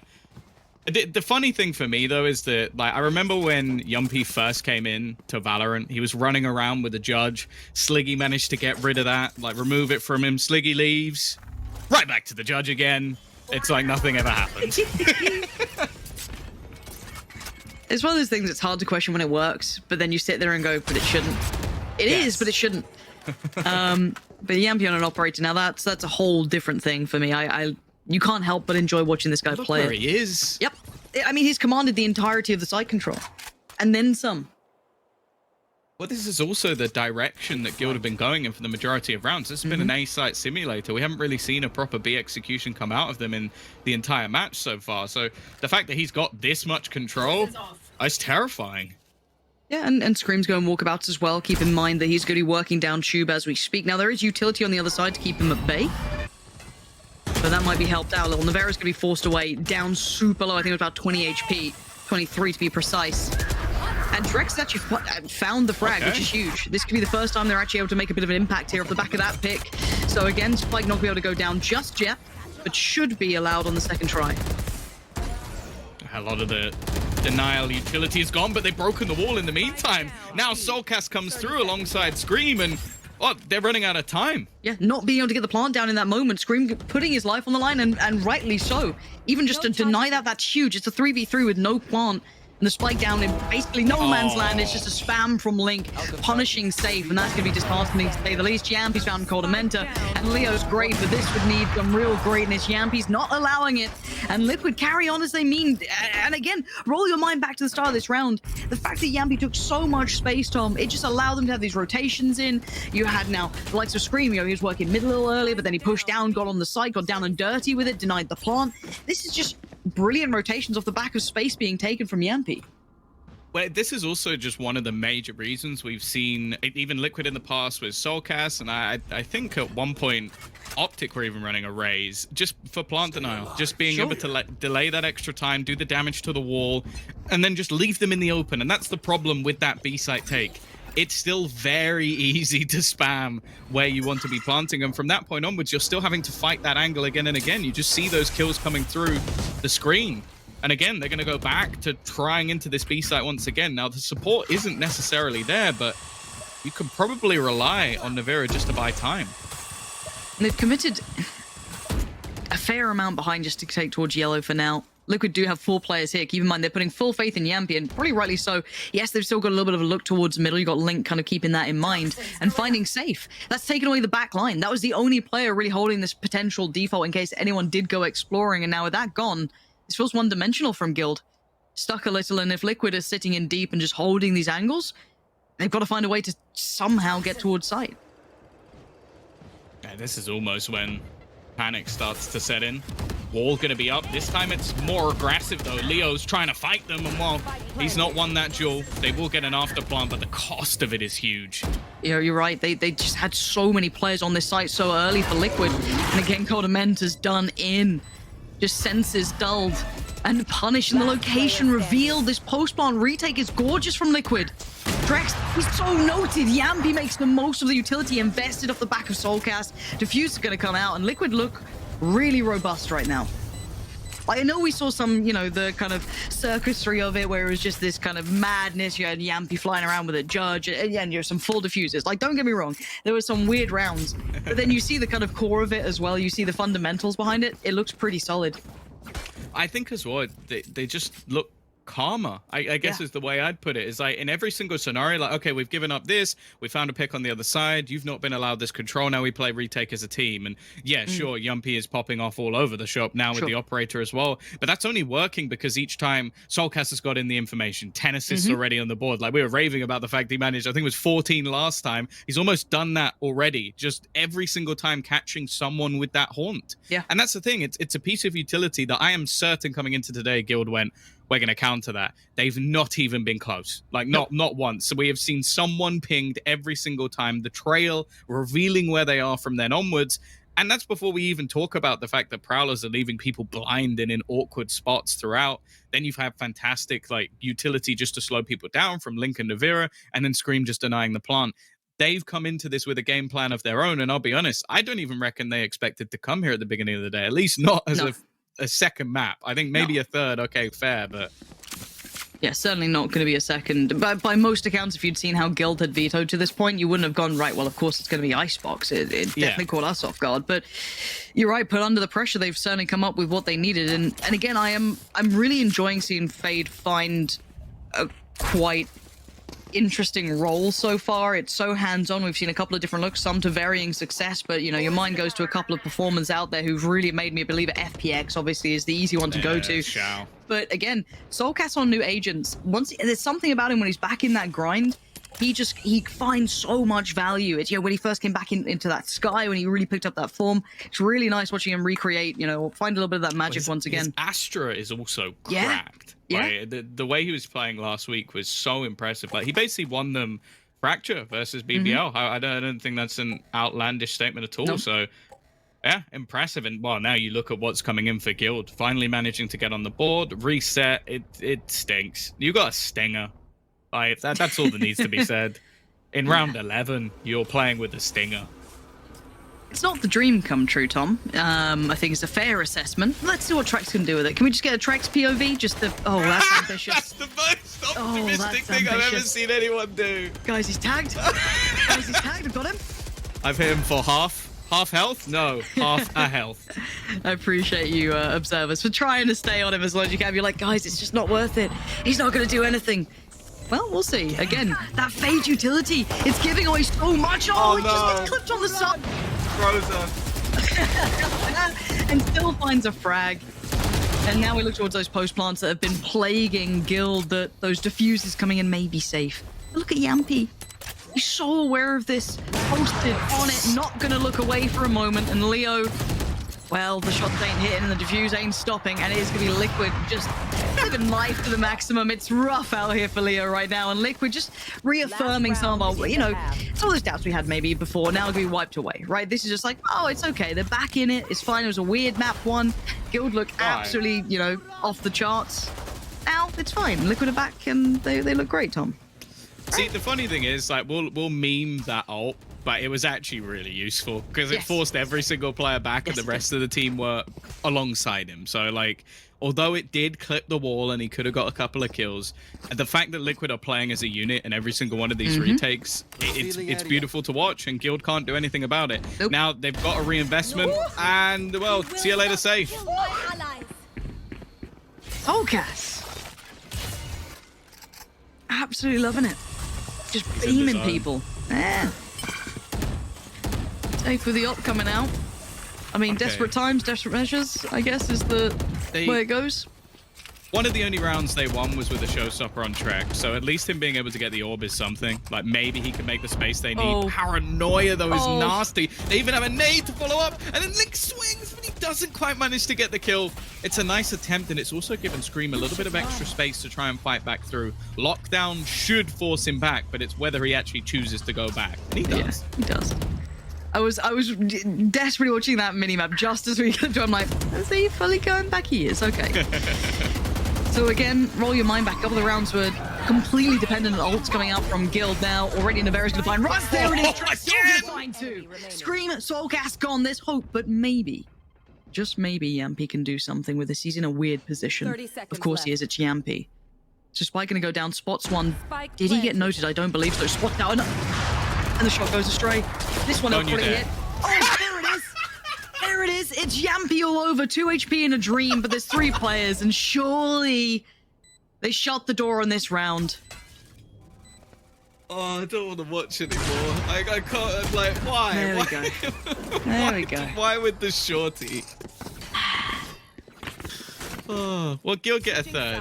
Now, the fact that 2 of their rounds are off the back of a showstopper double kill, the least, I was going to say the least recreatable, but I guess technically they did recreate them. Yeah. So, you know, maybe that's something else that can be pulled into the next half. Impressive stuff, though, from Liquid, start to finish. Like, I think Soulcast has shown that. I definitely had my doubts a little bit with this agent going into the map, especially with how good Guild were at countering them.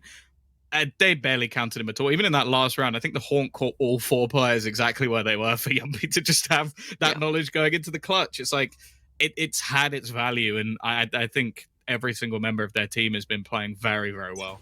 Oh, straight up. It's been nice to see Liquid still have that capability to not just let one map either tilt them or put them off, because that map was pretty bad, to be fair. It was a brutal map to watch. So nice to see them instantly recover back into this. 9-3 is a good scoreline. Curse or not, it's pretty solid, and Russ has a little bit of a gap to work with there in middle, so he's going to keep his eyes trained towards it. But we have to look towards Liquid. What are they up to on this attacking side now? Nothing particularly to draw our attention instantaneously, but it looks like a slower lean towards that B site.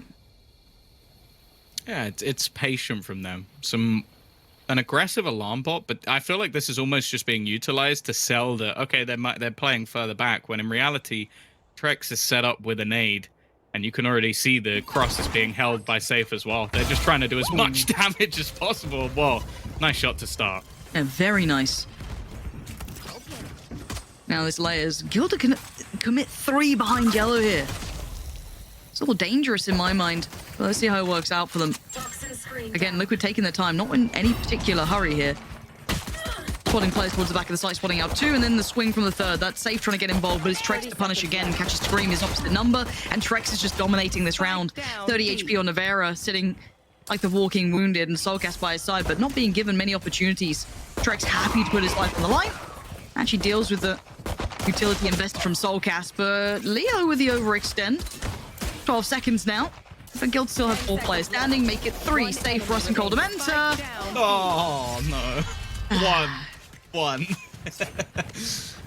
Yeah, it's interesting from Liquid there, because I'm pretty sure they have to have known there were 3 players close, because you've seen the wall go down, the alarm bot, and then obviously Trex killed someone. So maybe just worried that they were already locked in, because that is one of the issues that they have with this composition, is you don't really have any flank watch. There is no trap that's been put down. There's no turret in the form of safe. Like, you're just relying on, at some point, an individual being there. So I feel like they almost opted like, okay, let's push into this stack just in case there's a player waiting behind them. Well, didn't go great.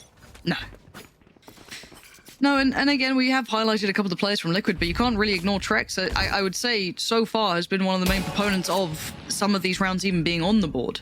The pistol round here, I'd say, is a great deal of credit towards him, that early impact. He gave them 3. Yeah, They have 4. He has been doing a lot of work. Now, obviously, it's a team effort, quote unquote, but his impact alone has given them a great deal of the rounds they currently have. So let's see if they can get him online even further. Building that ult up nice and early, too. 3 away from getting online, so not bad for him at all. We have Sheriffs across the board and Yampy, of course. Bringing in a little bit more range, but that would take Guild maybe over peaking a little bit, getting punished, and you know this is probably going to be happening. Scream still there with Yumpy. This is basically the 2 sort of high firepower players almost just trying to sell a bit of a fake. You've got the screen on the other side of the map. You've got a lot of utility set up for safe as well. So getting past this is not going to be easy, but they have done a decent job of actually pulling away some of these players. So 30 a seconds plant isn't too unlikely. No, it could certainly happen. Now, I would say the fact that Snake is still over there, though. Okay, he's gone. Okay. Don't mind. Okay, well, this is when things become a bit of an issue in my mind. It's okay. No! Delete it. Delete the VOD. We don't want to look back at that. That's one you don't want to dwell on. And Trex and Russ left to do some heavy lifting here. And it ain't happening. Soulcast with a miracle of a round, finding 3 huge picks. And Guild just looking flustered, looking flat. So what are your thoughts on Fracture? I quite like it as a map. As one that I think that ends up as a little bit of a middle ground, and I think we're almost definitely going to be heading there, because I don't know how you come out with a round where you half invest with pistols and you end up winning it flawlessly. And it's like, okay, there was a fake, but it's not like the fake pulled the rotation. Like Safe was still just sat there and just got wrecked. Then you had, who was it who whiffed in mid? Was it Coldamenta? Just not able to kill on Soulcast. And, well, you spoke about ults being online early. Soulcast is very close, and also close to being dead. Yep, 4 HP. And Guild still trying to hold the line. I mean, you got to put your best foot forward, and they put 5 players on the A site, so map gets cut in half unless Liquid decide to actually back away and maybe re-explore things. Still with a fair amount of time, and they do have that rifle on Navera, so something to look towards. He could be the instigator to finding a lot of this and punishing a lot of this. Coldamenta and Russ daring to go forward, and it looks like they're just going into the trap. This should be 3. And, well, there's actually still danger. Yampy and Link going to be faced off against Trex and Leo. This is still a madness to even see come to this point. Especially with the slide across the rope to try and get something done. It seems like the read is wrong, though, from Guild, and that could actually be the death of them, especially when you're playing with a Marshal. It's not going to be great in the retake, the other player only having a pistol as well, and on the other side of things, you still have a fair amount of utility to play with. I think, although it's been close, I'd be surprised if Liquid lost it from here. It would take a mistake or an overperform, I feel, from some of the Guild players potentially here. And quite no man's land. Yampy, perfect timing to almost overextend towards CT, finding Trex, quick punish. And yeah, well, Leo's got a rifle. Yeah, that was on Navera at the start of the round. And that's a shot. This is the time for Leo to come alive if you want some hope for Guild, and he has to find Link, and there's a time limit on this. Sorb goes in, and Link trying to buy every precious second he can. And Leo has to slowly trudge through this. There's quicksand beneath him, and the time starting to dwindle. Spots just the pixel. Tap on the spike, and Link is going to play this to perfection. Not giving it away for free, and I think Leo knows this one's done. Time to back away, try and keep that rifle. Link wants to shut them down, see if he can maybe catch him in the heels at all. No, can't find him in time, and Leo gets to keep his life, but Liquid get the round. It's a shame because I think if you looked at that, like if this was the first half, you kill 4 players, you're in a good spot, I might start singing the praises of how good this round was. It's unfortunate though, because very real opportunities for winning it when you're this far down in the game. Leo's starting to come online a little bit after what has been a quieter performance. Still not a bad one, but just quieter than what we saw in the last map. Still though, a mountain to climb if they're going to compete here at all. Oh, for sure. It's a ridiculously long road back, and we're already seeing a couple of the individuals from Liquid finding that form, which is why I always get worried. It's like, I feel like one out of these X amount of rounds they'd have to run, one of them could have big impact, right? So we wait and see. Double stack down towards B long. You can have Russ pushed up, and Trex is there with him. So Liquid do need to make sure they clear this meticulously. You can see the investment of utility already coming in to try and do so. At least reveal Russ's position. And they quickly adjust off the back, at least for now, to try and fall away from that pain shell. So they have a fair few facts to work with at the start of this round. It looks like, if anything, they're encouraging this exploration towards A. Yeah, that's the thing. It's not like the rest of the players have just been sat doing nothing. Yumpy has moved up alongside Link. Challenge versus the turret, and again, it's going to almost come down to what looks like a retake because the spike's already rotated in, and they've left, well, not your normal lurker, but Scream back in mid. Well, let's see how that goes. Certainly very capable. See how he reads the game, but it looks like he's not alone in this. Navera's sitting pretty deep as well. So Liquid leaving 3 towards a site at least dedicated towards it, and they have to be proactive on this lurk now. You can't really sit too deep, and Safe's going to punish Yampy for getting a little over aggressive. Link now feeling a little more alone on the site than before. Coldamenta tries to overextend, punish Navera. The brothers in arms working back in middle, and there's a time limit now on this. Leo wants to speed up, but Scream's denied Safe. This is all falling to pieces. Soulcast now the last one alive in a 1v2. Trex and Leo though, anything they can say about the matter? No, Soulcast! Clutching it out and getting Liquid just one step away from getting that scoreline back, all even at 1-1. He's been on one this game. Yeah, he is. We've spoken about the assist, but even just pure fragging power, the confidence he had on the defense to just like swing wide on the A site in some rounds, and while now clutching out what could be the nail in the coffin here. 12-4. Yeah. Again, I feel like just the way that Liquid are even playing in these sort of push and pull moments, like managing to get him from behind. Of course, they're able to even sprint things down because of that Nightfall. So that you couldn't hear that flank coming, or at least the sheer pace of it. And they're doing very well to play around all of the utility that they're using. Nice shot from Russ, though. It's not been his game, that's for sure, but maybe he can win on one. Oh, he's certainly putting his best foot forward, isn't he? Finding 2 this round. Scream and Link going to fall to that little aggressive lean at the beginning. High risk and certainly a high reward. It's given them a huge advantage in these rounds. You're going to need someone from Liquid to try and find a couple back, but see if they can find some space to play with Yampy going on. Exploratory mission down towards middle, but again, with 3 players and so little done in the round already. But again, the buy coming out from Guild certainly far from perfect. So an opportunity, but a small one. I'm looking at Yampy to try and make something for himself out of this round. And if Coldamenta gets caught out again, I'm worried. Okay. It's all right. He had it that time. It certainly wasn't pretty, but he gets the job done. Leaving just 2 now. I love it. The TikTok Omen clutch plays, try and TP just straight through a smoke blind and hope that there's no one on the other side, or hope that you can catch them off. And weirdly, I don't think he was that far away, even though he was looking him dead in the eyes while just waiting for that TP to go through. Navira caught by Russ, definitely having a step up here, and well, nothing, absolutely nothing. Speaking of TikTok, are you much of a TikToker, Tom? I am an avid user, or an addict, whatever you want to call it. I see. do you follow Sliggy yet? You gotta get into that. It's great. I actually don't know if I do. What does Sliggy post on there? It's a lot of the dances, obviously. Oh, really? Yep. No, there's actually some sweaty Valorant content. You should get involved. It's pretty solid. Speaking of pretty solid though, Rush, just had a big round. I mean, the first couple of kills, you talk about high risk, like, okay, what's the percentage every time he runs that? He gets the drop on Scream. I don't know, right? But you wouldn't bank your 12-4 game on it, but he did. He risked it, and he got the biscuit. Scream, once again, getting punished. Okay, well, look, the odds are changing as we speak, Tom. But this round, keep in mind the purchase coming out from Liquid. It is going to be just on the lower end of things with the Sheriffs coming out. If they can get some ult progression, they are so close now to getting that one pretty much under the belt. So that would be lovely for them. And of course, on the other side, similar scenes for Guild. So that first cycle of things coming through.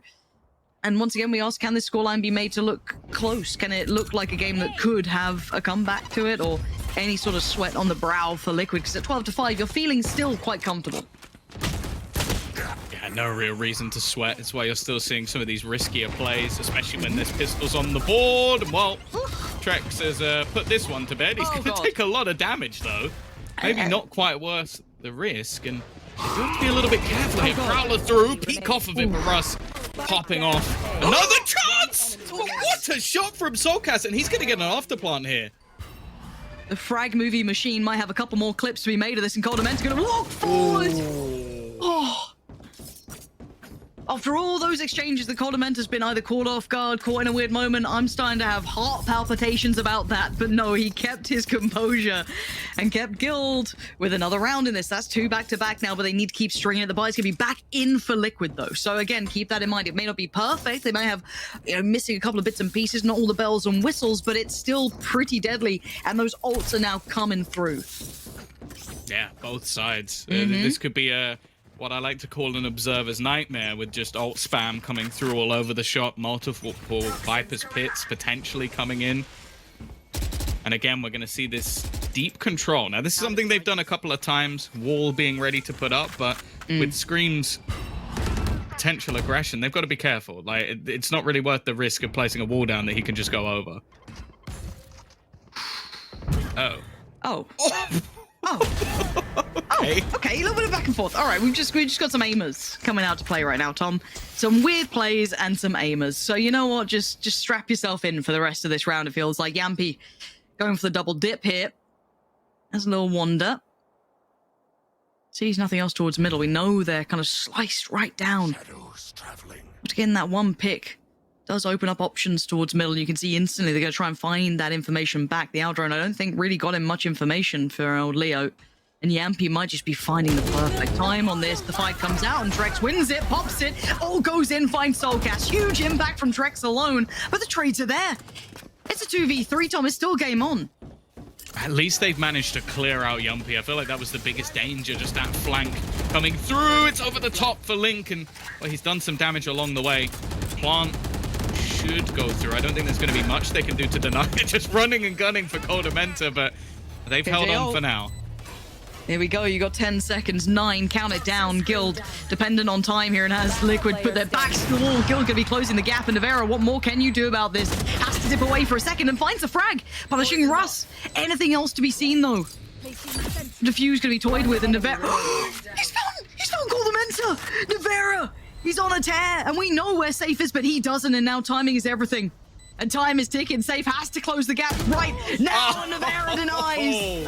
13-6, the final scoreline. Team Liquid, what a way to bring yourself back from what was a disastrous map one, Tom. Yeah, I can't believe we've actually ended up here. Wow. Like, I thought that Guild coming in would have a huge game plan. They'd have counters to everything that Fade had to offer. They had nothing. No. And then on the other side of things, you just had Liquid popping off. A solid What a performance game. from them. Really good synergy as well. And I have no idea where Fracture's going. Absolutely none. And you know what? With that note, we'll leave it to the desk to decide how that one goes down. Plenty of opportunity for it to go absolutely askew like that map and the first map did. So we'll be back after the break. Dare to challenge yourself.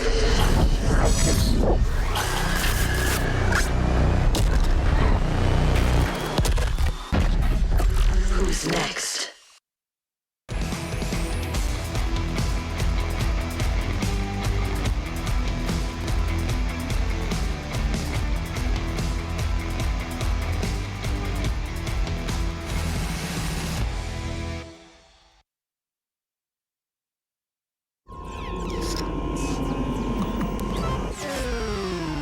Red Bull gives you wings.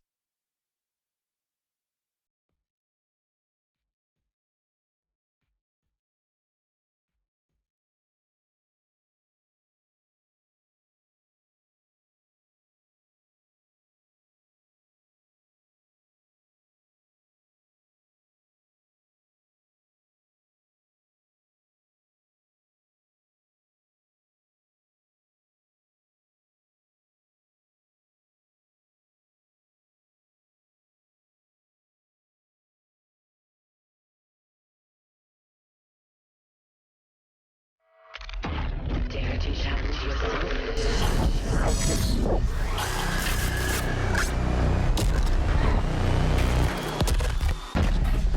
Who's next?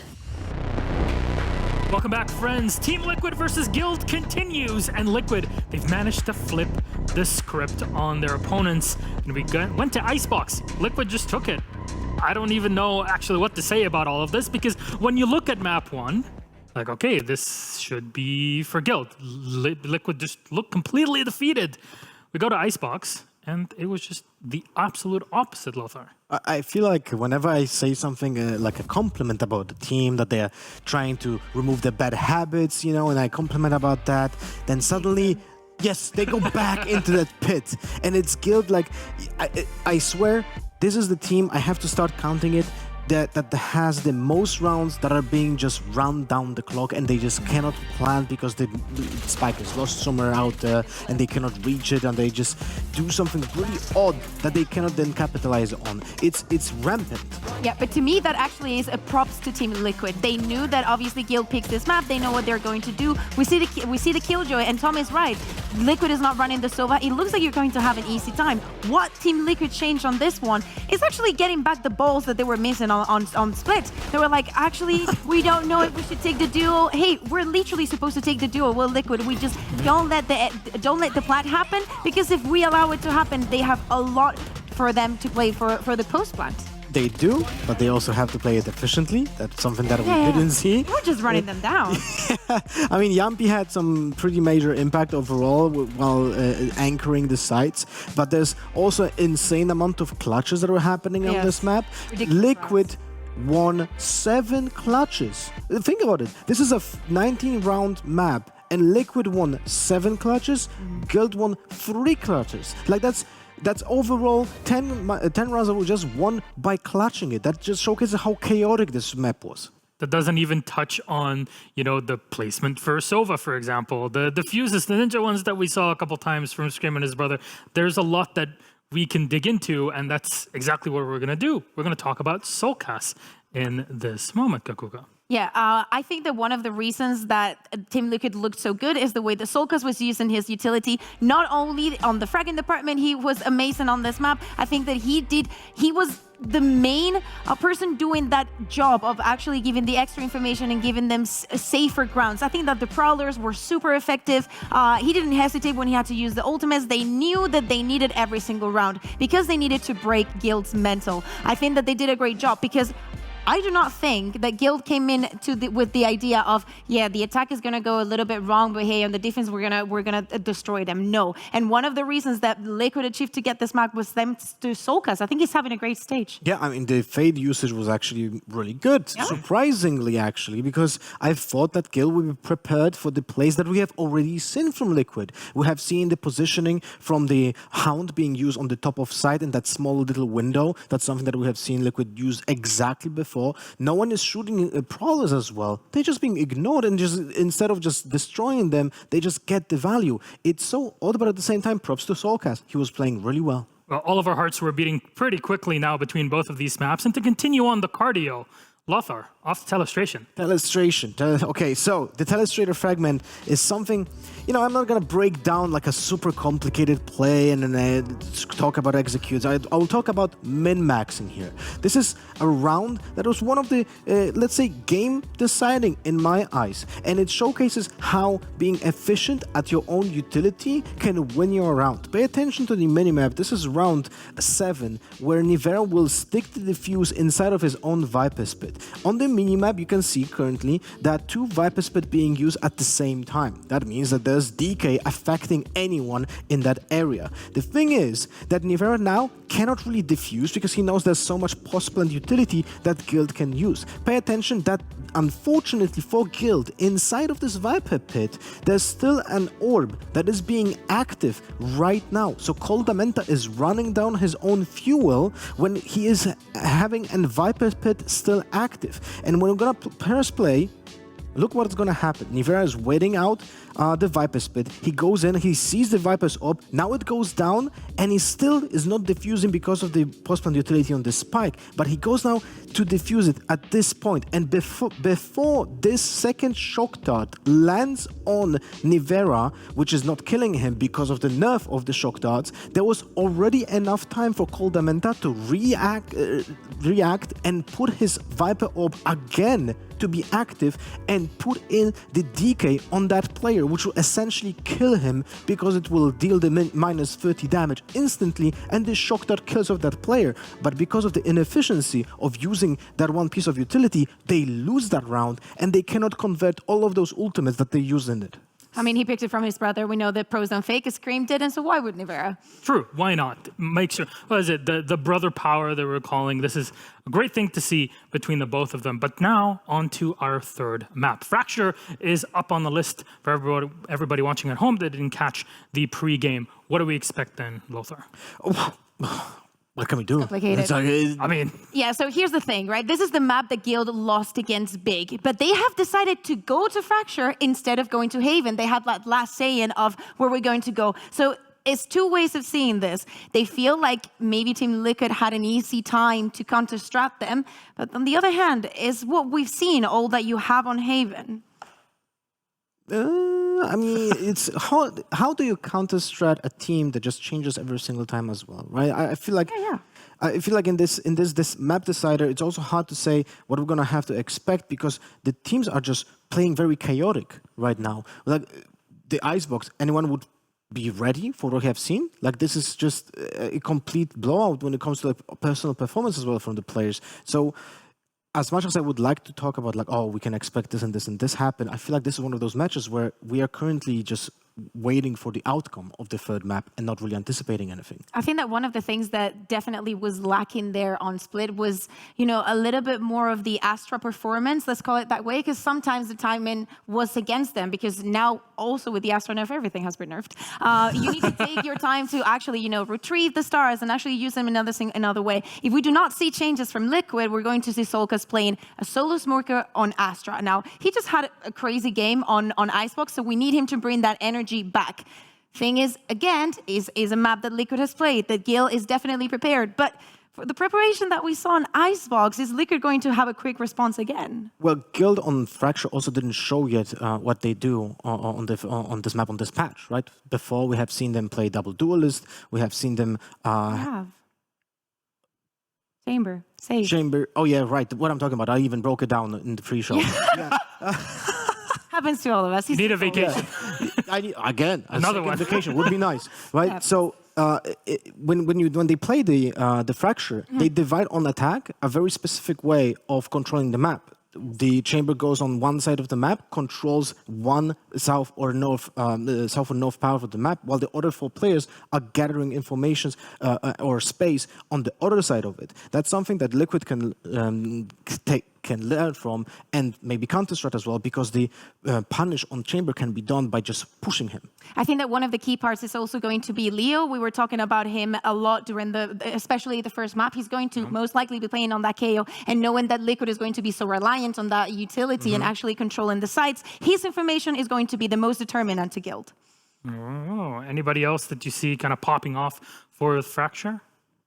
Well, Solkas was showcasing that he has insane aim today. That some flicks were out of the world, and I would love to see him perform on this map as well, because this is like one of those maps where actually holding down sight with your gun is worth so much because of the 4 entrances. You need to get those kills before someone executes on the site, retaking so hard on Fracture.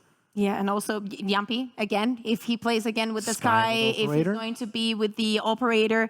I would actually like to see some change for them, because even though, you know, it was a map that went for them, it was extremely close, and maybe with different utility, and making sure that not only you get that first duel, but also that the other team has not have the chance to trade.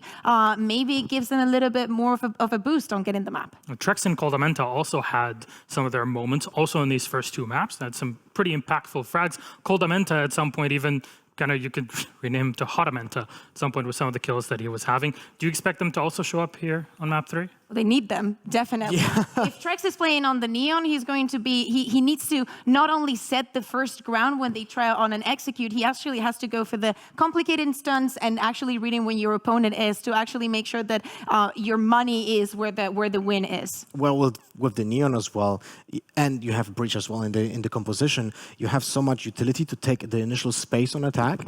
Or on defense, we have seen like many teams actually play the aggressive defense by over pushing long B, over pushing dish, which is essentially kind of easy to read, but at the same kind of hard to counter because of the abundance of those stuns. And we have seen it on Ascent, where Breach was starting and being used with Astra, how valuable taking those first entrances is like for the teams, right? So with Neon, you get even more of that utility that will allow you to control one of those lanes and then over-rotate towards the other side of the map. Well, perfect timing for it because Agent Select is ready. So we're going to put that aside. Kakuka, guide us through it, please.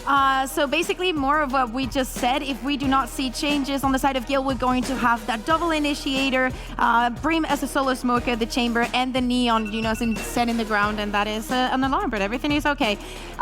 For the side of Team Liquid, are we going to, again, see just Scream, the for some reason now OTP race? And for now, everything looks No, that Sage wasn't there last time, was it? No, he was on Breach. Yeah. So Leo, that I said about the KO, he's not going to be on the KO, and they're actually going to prioritize, and they move away from the Neon. Yeah, there's no double duelist anymore. Because of that, now they have the space for the more utility on the supportive side, which is interesting. Raz on the Sage is allowed on defense to cut off one part of the map for 35 seconds with the wall. That's something that Team Liquid can breach, like literally breach with the satchel, like jump over it, but no other piece of utility will allow them to do that. So it's actually a really good tool for early control. But otherwise, I feel like Guild will have to slow down a little bit more with this kind of composition. With the Neon, they were actually playing way differently than with what we're gonna see right now. Oh. The Sky also is being brought up by Yampi. A lot still that we can theorycraft, but we got to get into game. Fracture map 3, who'll take it? Guild or Team Liquid and end their opponent's 2-0 streak? Let's take it to game. Yeah, let's do that indeed. Let's not waste any more time with this. Let's kind of get into the meat of things. Tom, is anything standing out to you particularly with these compositions? I mean, we could talk about the fact we're even here rather than Haven, but let's kind of just drill in on at least the comps. Is there anything that's really caught your eye? I think definitely after losing last time, it looks like Guild have made some pretty drastic changes. I think Trex moving over to a Raze. His Raze has been fantastic all the way through the day. Not really a surprise. I think the move to Sage is one that it definitely has valuable aspects, but I do think more of that is just that Russ really struggled playing Breach last time. So give it over to Leo. Fantastic Breach player. And okay, you've had to rejiggle the rest of the comp to make it work, but I'm absolutely fine with that. Okay, well, I didn't actually get your predictions, and I don't normally, put anyone on the line for it, but I actually find I just because I'm kind of curious. Like, who do you think this map favors? It doesn't have to be a prediction for the whole game, but I mean, it kind of is. But just out of curiosity, is this one that you would put with Liquid? Or I feel a bit more comfortable with Liquid just because I think Soulcast was so good on this map last time. I think also, they were a little bit reliant on him, which does have me a little bit worried. But I think that he's been performing, again, pretty much all the way through the day. So I would give this slightly over to Liquid. But again, you know that Guild have come in and changed an awful lot. So there must be some reason for everything that's gone wrong in the last time, and hopefully they fix that. Yeah, we wait to see the method to the madness, right? Like that's all it ever is going to be. Yeah. And it looks like Guild are going to be stacking up, kind of working their way over towards that B site, which not all that surprising at this point. And no real, I guess, depth to this just yet. I want to see if they try and split through. Does seem as though, for now, patience being the name of the game. Yeah, the thing is, there's a heavy reliance here on Navera, but the reason is he's got his cam all the way deep in towards A main. He's got a trip up towards Dish as well. So there's no way they can actually get past all of his utility without him actually spotting it. That break, though, will pull an instant rotation. You can see already that Scream is starting to make his move back, and that control being taken by Guild actually makes a big difference to the round because they're going to have slightly, or maybe slightly less, because it still seems like Liquid have a pretty good read here. Yeah, Liquid are in absolutely the right place to receive this, and with 30 seconds, they still have plenty of utility, whatever they were investing into at the start of this round. Scream, very patient to invest the pain shell as well. And with 25 seconds, are they turning their attention? I'm keeping my eye on the spike more than anything. Trex shows a little bit, so again, it's keeping these players present from Liquid, and we know that Nevera left this side of the map. Okay, they're going to speed up the pace a little bit, try and get that spike down, and it's all on 10 seconds hoping left. that no one was really here to deny this, and the plant will actually come in. And That's a bold call, but I like it. the timing, And Leo, he's actually got himself in towards the back of the box. This is absolutely wild, and it's a freebie for Leo. Quick trade out for Link, though, so at least going to keep that in check, but this has changed the dynamic completely, but Link's hitting shots, okay. Beams down Coldamenta. Flash, well, Yampy does eat it, but he knows someone else is there, or at least should know, but they swung together, and the Spawn can't get there in time. Safe finds Nevera, so Yampy's on his own to deal with two, and timing is of the essence, it's of the factor here. With all that great work coming in from Link, they really need to depend on it now. Aid comes in, and time being bought. This one's done for. Last player standing. It'd need to be some instant shots, and Solcast just doesn't have the time anymore. Trex is going to close it. That's one of the scrappiest pistol rounds I think I've ever seen. Yep. Like, just brawls going on both sides of the map. A rotation that left just seconds to spare to get a plant down, but I think this almost leans back towards what we saw in map 1, like Coldamenta making some really bold calls in some of the later rounds, or even just aggressing in on split, and he makes a decision here that, okay, I think we pulled enough of a rotation that we can actually get the spike down, and it works out for them. It's such a blind call as well. They didn't have any, maybe an audio cue or two, but barely. And I mean, you're calling that right down on the wire. So a brave call to be made, and it does pay off for Guild with the first round on the board. Looking to buy back in, only Sheriff's coming out. Early information found for Nevera, but the double stack towards Dish, not really going to get much action early on, but at least he has a support not too far away. It does seem like already we're seeing safe played as a much more traditional lurk. Now, bear in mind, we have seen the nerfs obviously coming in onto the trap, so there's only going to be one now available. So they've used that to section off one side of the map, and then he's almost left just to try and hold on the other. Nade through, actually going to do a decent amount of damage, especially with the stun alongside it. The problem is weaponry's still so poor. Yeah, and with the spike going down, the times can be on their side, and with the smokes allowing the crop, they need some success elsewhere, and they actually find it in the form of Yampy punishing safe. So that's opened up a little bit of room, maybe gonna force Guild to now be a little bit cautious of the positioning coming back in from Yampy. Still got 30 seconds on the flash, so he can't instigate much more, but it is gonna at least cause a little bit of investment from Russ. Popping that slow up down, maybe someone else can help them out here, and Yampy's still gonna find Coldamenta. How's he done that? Russ with a quick trade out, but Liquid are making a real round of this. They are in pretty much an advantageous situation. Leo put to task, and he can't quite do it, but it's all on Trex now. And the time's ticking, and he spots out at least one. He's got to know where they both are here. And Trex is doing everything he can. 8 more bullets to play with, and that's about it. Oh, he's going to find Soulcast the jump. Trex saving the day because Liquid started to find that fire in the belly, Tom. That side looks so dangerous. That's the thing, like, I feel like the value of just Trex being comfortable on this agent outweighs any other thing that you could really bring up. Just the way that he played this, every single piece of utility utilized, Nade used to delay them initially, then you also had the blast pack. The problem is, though, that was, well, I'll use your word, Chico coming through for Liquid. So ultimately, they've still got a buy coming into this next round, and Guild have the decision to make of, do we actually invest more into this? And the answer is no, not really. Yeah, there ain't much, really, is it? It's pocket lint and what's ever in the drawer beneath the sink. It's not a great deal. But we've seen Stranger Things. I haven't watched it. I haven't really either. And I know it's kind of a faux pas because people really like that show, and I've just never... I think I watched like the first season, and that was about it. I think I did exactly the same, which I think will annoy people. Well, you stop watching. I know. How dare we? So I went to I think it's like Halloween Horror Nights, this thing in America where it's like Halloween and at like, you know, Orlando and stuff, and everyone like gets dressed up, and there was like a big haunted house of it. Didn't care. I was like, all right. Oh, okay. Well, this lineup of players hasn't gone great, although actually, I mean, okay, Yampy's there. That's fine. I was a bit worried if there was no like extra layer to that, because that could have been like rifles recovered, but Yampy was around. So Trex sent away with 30 HP, and that's really it. He's got the spike, I guess. got Showstopper as well. I'd be 30 you believe seconds her? left. disappointed believe if it, it Tom? was utilized. No, not in the slightest. 25 seconds, they've got a trip ready. Okay. He would also have to almost shoot it and then blindly run in, assuming they haven't gone anywhere else.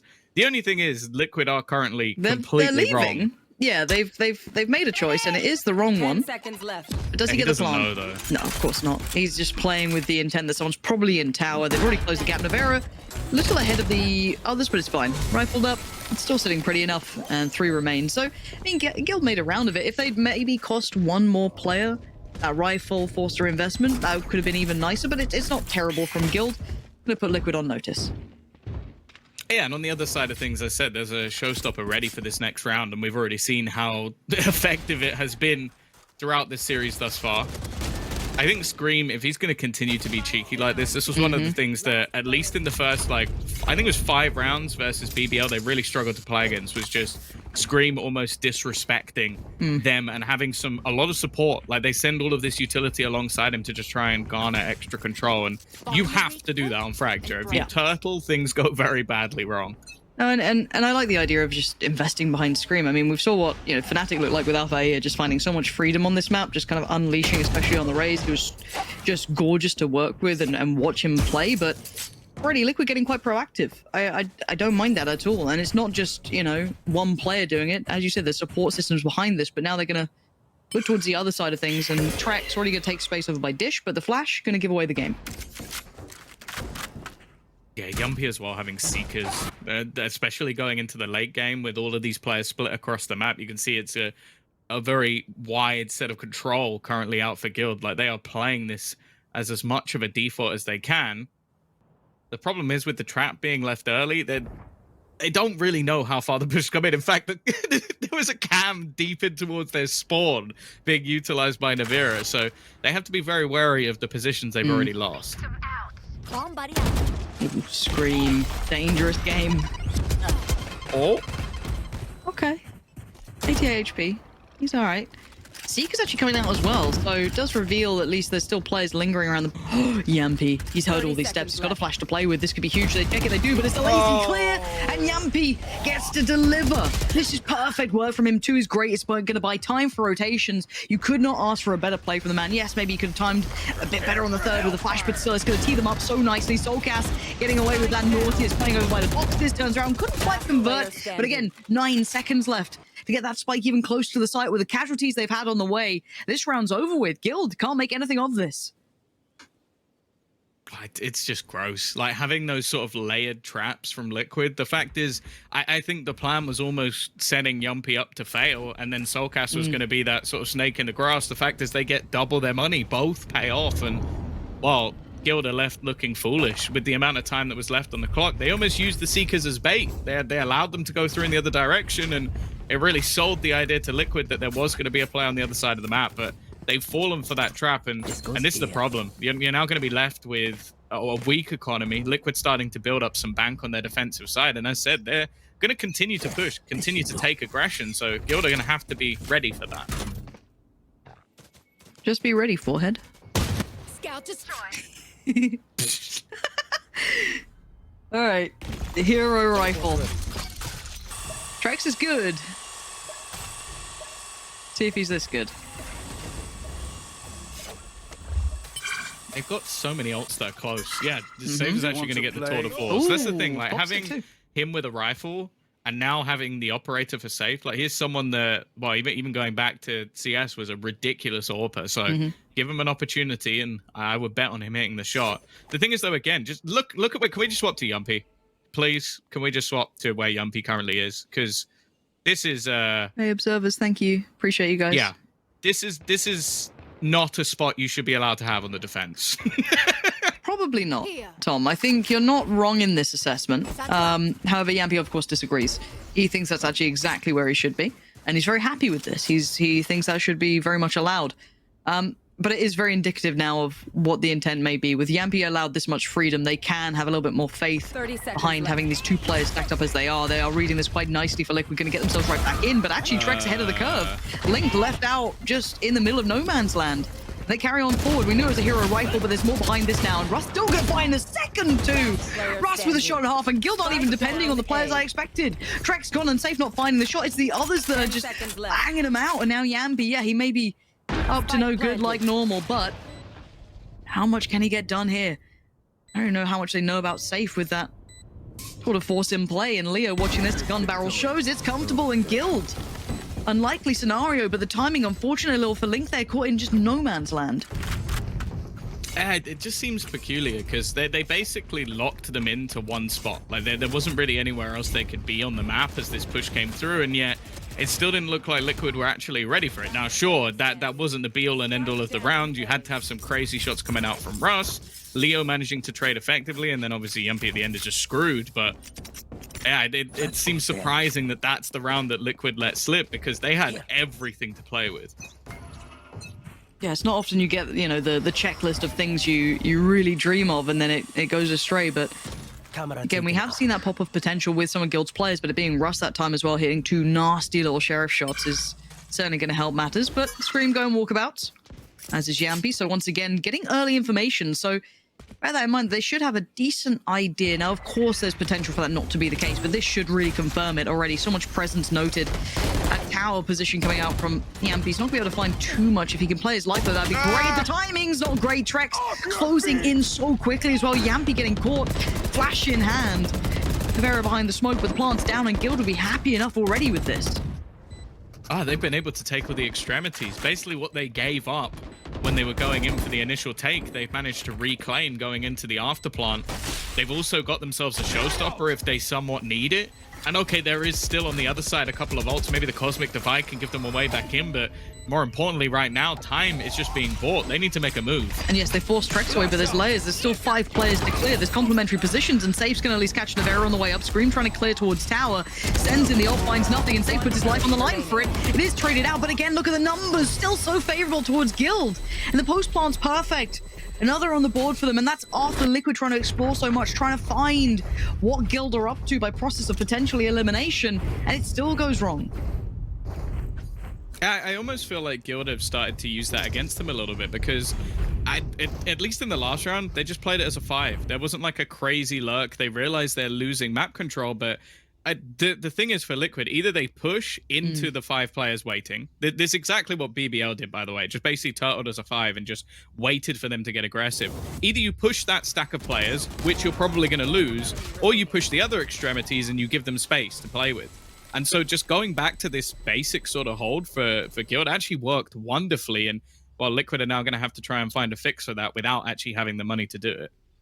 And that's not going to be a pleasant affair for them by any means to try and come up with this. But I think you're right in saying that this isn't the first time we've seen them have potential issues dealing with this. So maybe they have already come up with something that can be implemented, right? Like maybe they've got a theory that can work, and it may not be in this round coming up, but the one to follow when they finally get a purchase behind them.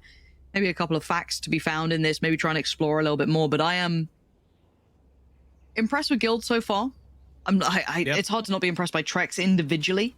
Because again, it's not, I don't want to say it's necessarily Liquid doing anything wrong, but Guild just seeming to have, you know, the kind of anti-venom, right? They're so ready with what works against what Liquid are trying to bring. And we were kind of talking about, you know, the preparation leading into this, and do Guild have, you know, the time invested to watching the tapes? And it certainly looks like that's the case. Yeah, I think as well, like just speaking a little bit more on the Trek subject, we saw Guild basically reshuffle their entire roster to allow Safe to be the duelist. So for him not to be duelist just shows how good that they also think this guy is. Yeah, it does give you a good idea, doesn't it? Not wrong at all. And somewhat a simplistic approach, nothing too surprising at this point, but you got to be careful for Trex. He could get isolated here, going to depend a little on backing away, not overextending. And Russ leaning a little further forward to get that wall up. But for now, again, look at the pop out. Here's going to be Yampi just flying on in. He can't connect the shot. It was an ambitious attempt.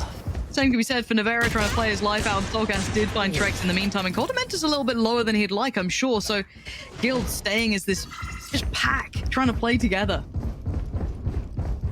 Stogas' aim has been nasty today. Like he gets a kill and then also I think just dinks one of the players down to incredibly low HP. Rotation already there as well for Scream.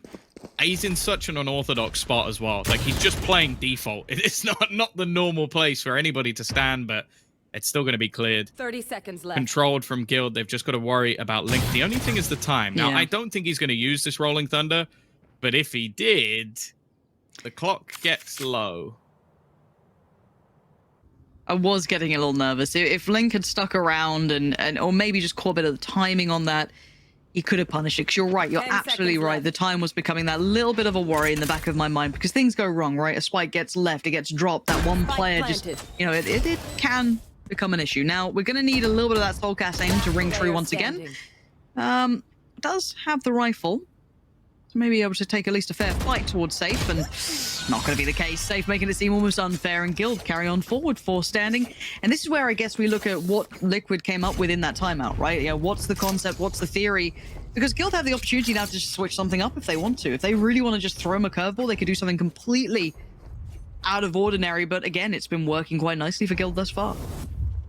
Yeah, I think the issue is so far we've seen a lot of this space taken, and then I feel like Liquid sit with it. So you have Yumpy in these deep control positions. You try and hold on to Dish. You got caught out by timing. I don't think the plays they've been making have necessarily bad, but I also think they actually want to bump into Guild. I think they're hoping that they meet someone along the way, and thus far that hasn't really been the case. I would have expected maybe more of a challenge towards Tree, but I guess it's just not something they really want to throw in right now. And again, they've taken that control towards Arcade. No one there. They've taken Dish even. No one there. It's the same spots once more. Yeah, similar scenes. You're seeing it. Trex quick to take the space as well. Going to try and facilitate the cross when necessary. Clears out as he goes. We know where the players are, but obviously they don't. He's just going to just send it into the smoke and finds nothing. Yampy wasn't far away from this, but still, the plant's going to come in. This will be a 5v5 post plant now, and we know there's plenty of ultimates online, but Yampy with a quick punish on Rust as he tried to back from the site, and he's considering those Seekers coming in. A flash comes in, doesn't find it, but Coldamenta does, catching a Link on the way back around. So again, it's Liquid taking the site, sure, but this post plant's deep, and you know why. Coldamenta has that already if needed. The divide's going to come up as well. And now this is when it gets dicey for Liquid. Yeah, that time having to be a little bit earlier than they would have liked, and they have to be careful just because of this Cosmic Divide being down. It's risky from Trex, but he's done what was needed. He's actually going to get killed off by the Blast Pack as well. Even still, though, Guild are worried about this Cosmic Divide, having to try and fight through it, but Coldamenta just going in with the classic is going to do enough. The round closed, and Guild get their sixth. Taken aback. That was such a brawl because of that divide. They had to put bodies on the line, and as if the classic comes out in the end. This is, you know, again, this is still relatively early in this. They push themselves in. They all try and get involved in this. It's all looking good for Liquid. Then Coldamenta just gets out the classic, best gun in the game, and Scream, well, yes, he did eventually get the frag, but by that point, way too late in the day. It was a little bit more brawly. Maybe that's what Liquid are looking for, but it still goes in Guild's favor.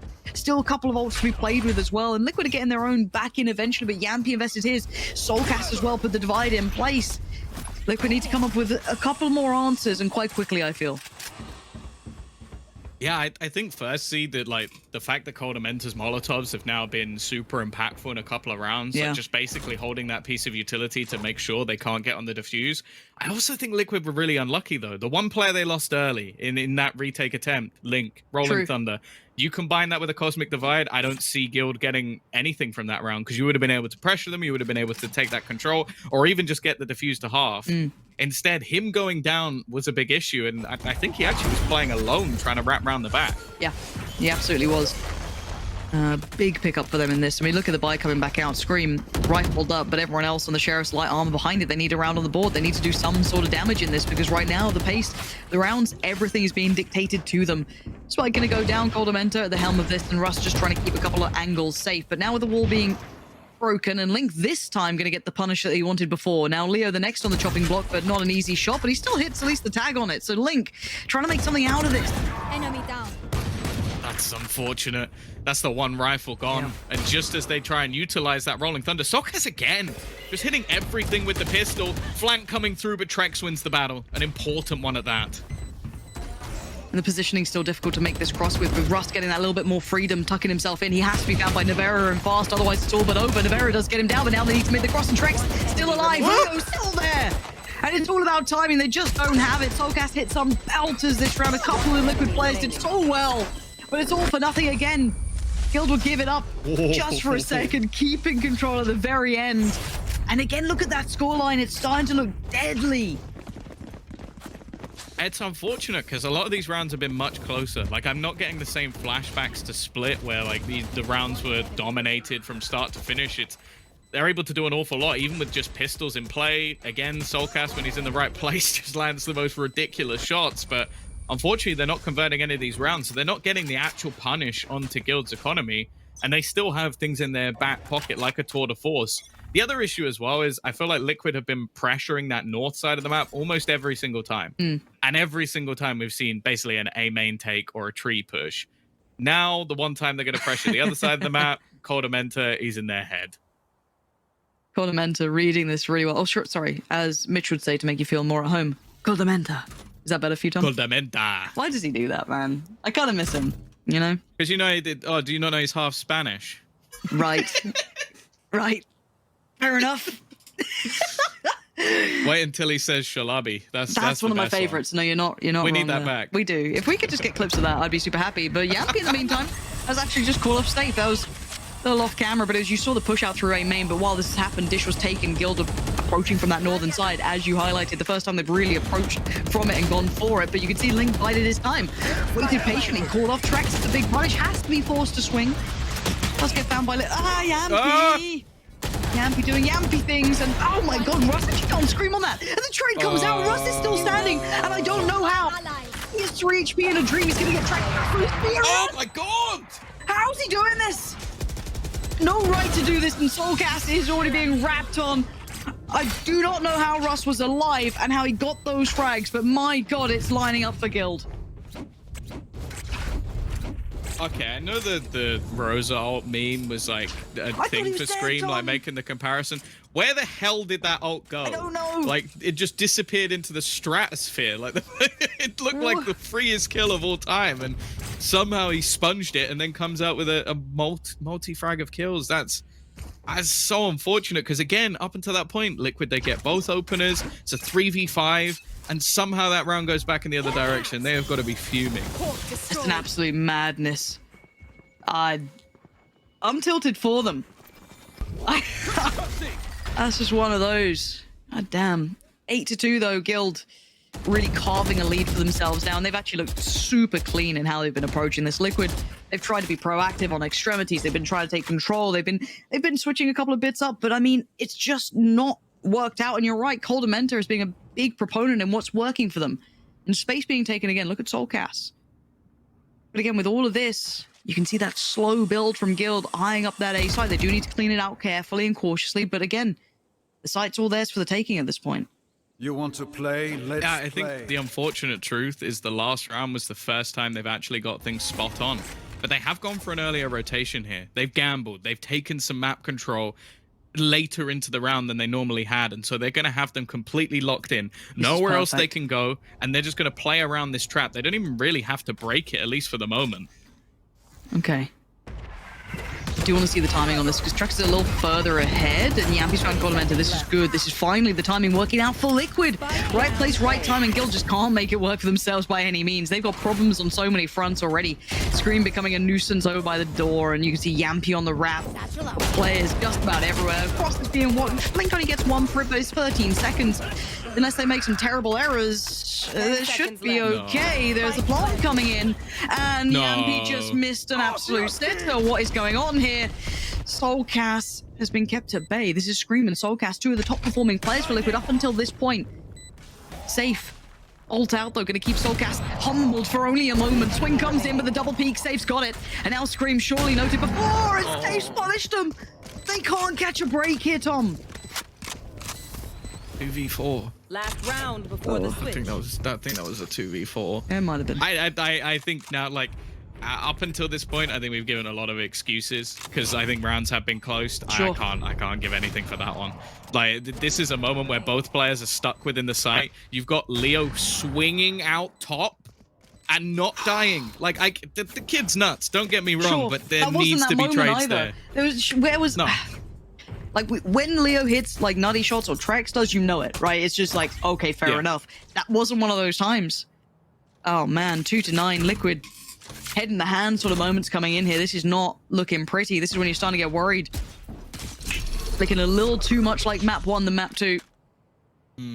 Well, this is less the prancing horse and more the choking horse that we've seen before in many other games. So Being a Liquid fan has always been difficult for anyone. If you've been a fan in, you know, CS, any game, you know what it's like to feel that heartbreak. You know it. It is what it is. We move on and we look at the buy. We look at what Liquid have left in the kitty, and any great deal. You got Guardians galore and a Bulldog in there for good measure. They've been struggling in the buy rounds. Feels like they just can't be in the right place at the right time. They finally are. Trek's going to take the space and send it. His does work, sadly, for Scream. That wasn't the same case on the other side, but a Paint Shell does at least find Trex. Can at least slow the roll. And Scream just trying to play into this now, just fully unleashing, taking the fight on the wrap. And now on the other side, oh, Navera missing it, but Link's got it. I got a little worried, but it's okay. It's a 2v3, and this time, surely you've got it locked down. Oh, it was a 2v4 just moments ago. It's the same two players in the same scenario. I'm starting to get a little bit scared. He managed to get towards that spike. Navira's still not connecting the shots, and because of that, Leo's been able to wrap around. Not the prettiest of kills, but still, they managed to turn it, and now it comes down to just one remaining. This happened again. Unbelievable. 10-2, and Liquid, that's a tilter. That's one that gets you absolutely in the bin mentally. Same. Happens once, fair enough. Twice? In back-to-back rounds. That's two 2v4s in a row that they've just lost. Like, we could be sitting here comfortably on an 8-4 half saying, okay, maybe Liquid have a chance to bring this back, but... And it's the same players. The Safe and Leo, just so good in those scenarios. I don't want to take anything away. They had to work wonders to win that clutch, but Navira just... I've never seen Navira miss that many shots before, ever. No, good. Like, Navira's been one of the most... I'd say one of the hottest prospects when he came into Valorant, for me. Because he picked up the game so quickly. He is sharp as all hell. He can play a multitude of agents, and he's looked good on every single one. This just feels like one of those occurrences where Liquid look cold, which happens, don't get me wrong, but Guild looks so in control in this game. Coldamenta's calling, his reads have been super sharp, but even then you add into that those 2v4 instances, right? It's so out of character to see it happen so many times. But for now, you have to sit back. The other way around. Yeah. It's the other way around. I mean, how many times have you seen that? Like, Scream bails him out something mad, or, you know, Soulcast hits something nutty, Link clutching up. There's so many occurrences where you see that happening, and it's just not happening here. But that's the difference. In the game versus BBL, I can think of 2 3v5s that Soulcast won for them. And I'm not going to pin it on him that he should be doing more, but not. It's more of just like, when those go your way, fantastic. When they don't, well, you end up here. It's tough to be here, and consider this. Guild chose this really to walk into. It could have been Haven earlier. It could have been their stronghold, right? And you're thinking, if you're Liquid, nice, we've got a really good veto here. You're coming in feeling pretty happy about it. And Safe, again, not pretty, but it gets the job done in that instance. Navera gone down. Spike is planted, though. At least a small win for Liquid, and Link blinded completely, comes back out of it just fine. And actually, they shut it down finally. Something goes in their favor. And a 2v4, surely not going to happen again, and it doesn't. It's the same there players. We go. It's all right. It's all right, Tom. We've been hurt in the past. It was literally Safe and Leo for the 3rd round in a row. If that had happened, I would have also needed to be subbed out for the rest of the day. You would have had your 3rd commentator for the day, and I can't. Who are they wheeling I out wouldn't for have me been able now, to deal Tom? with that. Who'd be next? Bloody hell.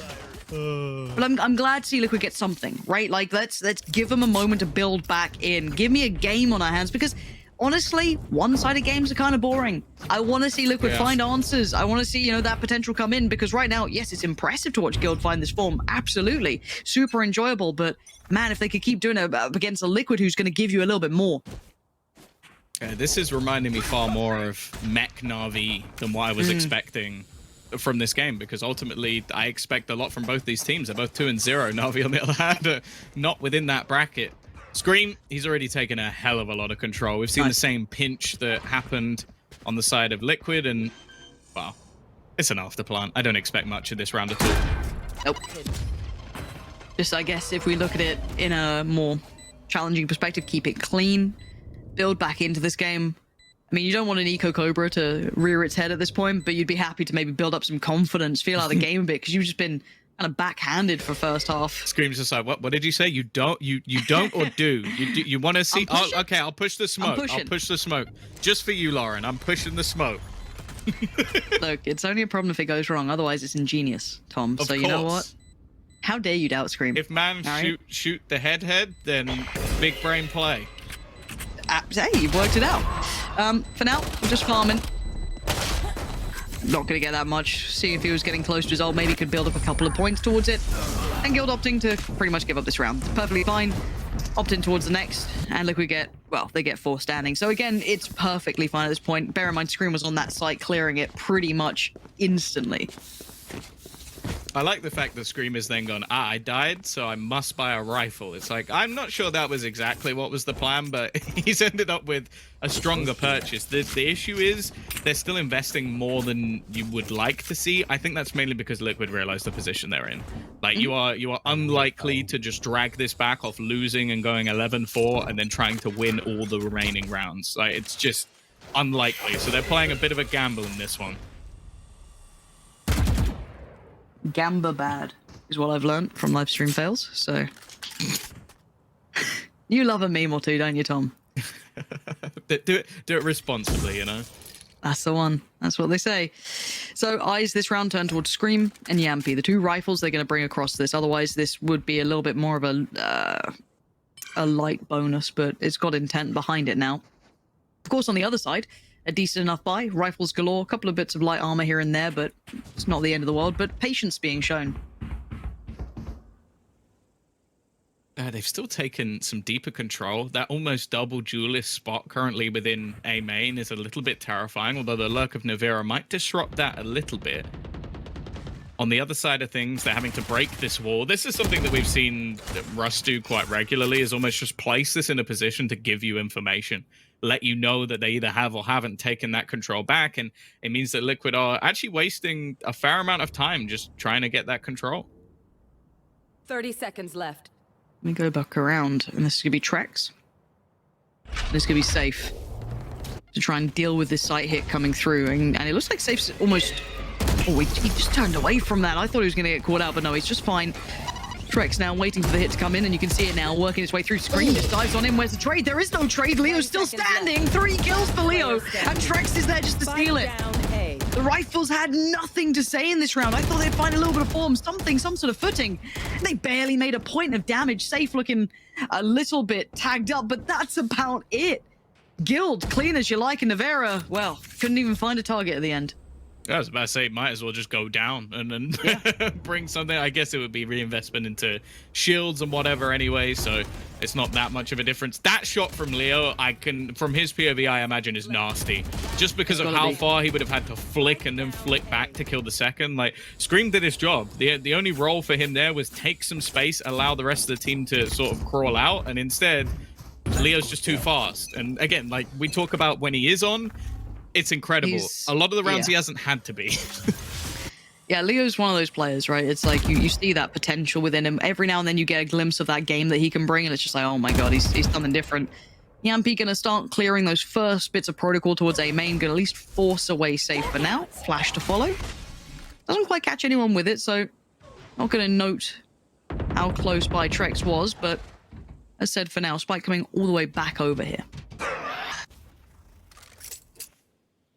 Interesting. I think Scream's actually opted to take that Marshall away.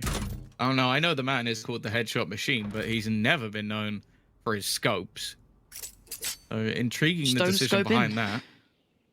I suppose the strat book. Maybe that's something that has been whispered in his ear. No scope, please. But they are going to start their execution. Yeah, and he was trying. It went quite poorly.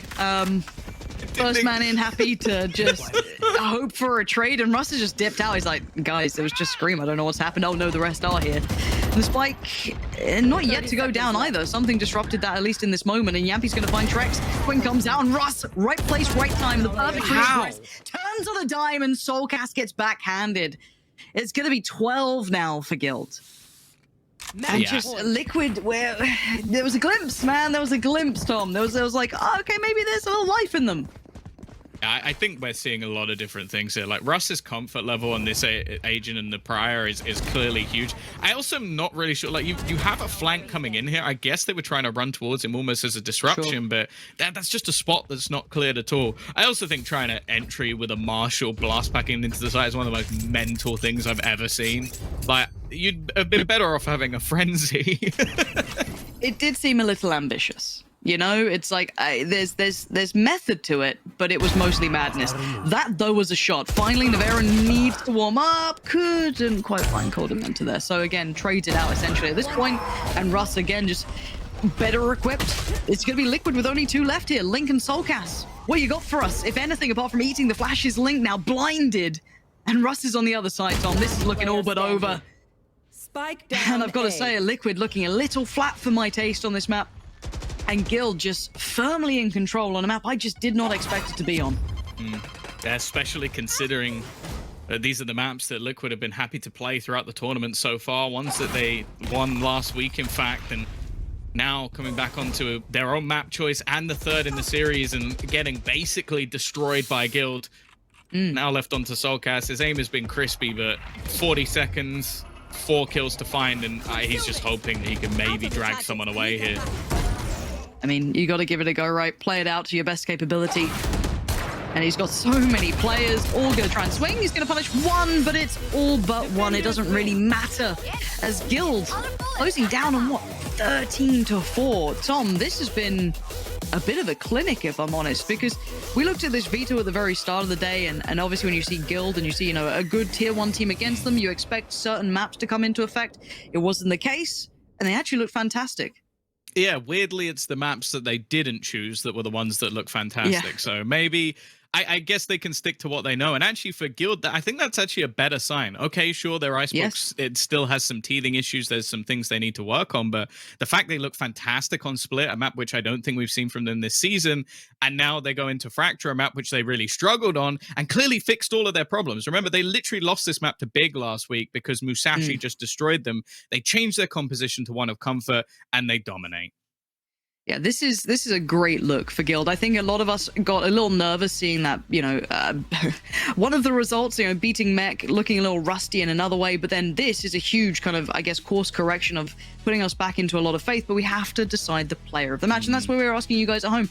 Who stood out to you? Who was your player to really make things work for Guild? Tom, any thoughts on who you think was your player of the match? I'd probably lean it over to Trex. I think Leo was fantastic, but I just think that Trex doing so well in those entries, like playing so aggressively and taking them space along the way, was really impressive, especially considering he's recently switched back into that duelist role. It looks like he never left.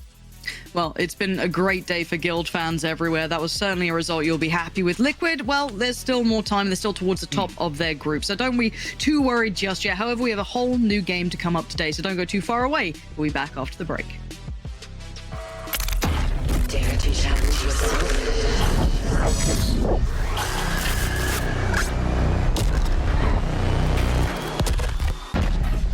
Who's next?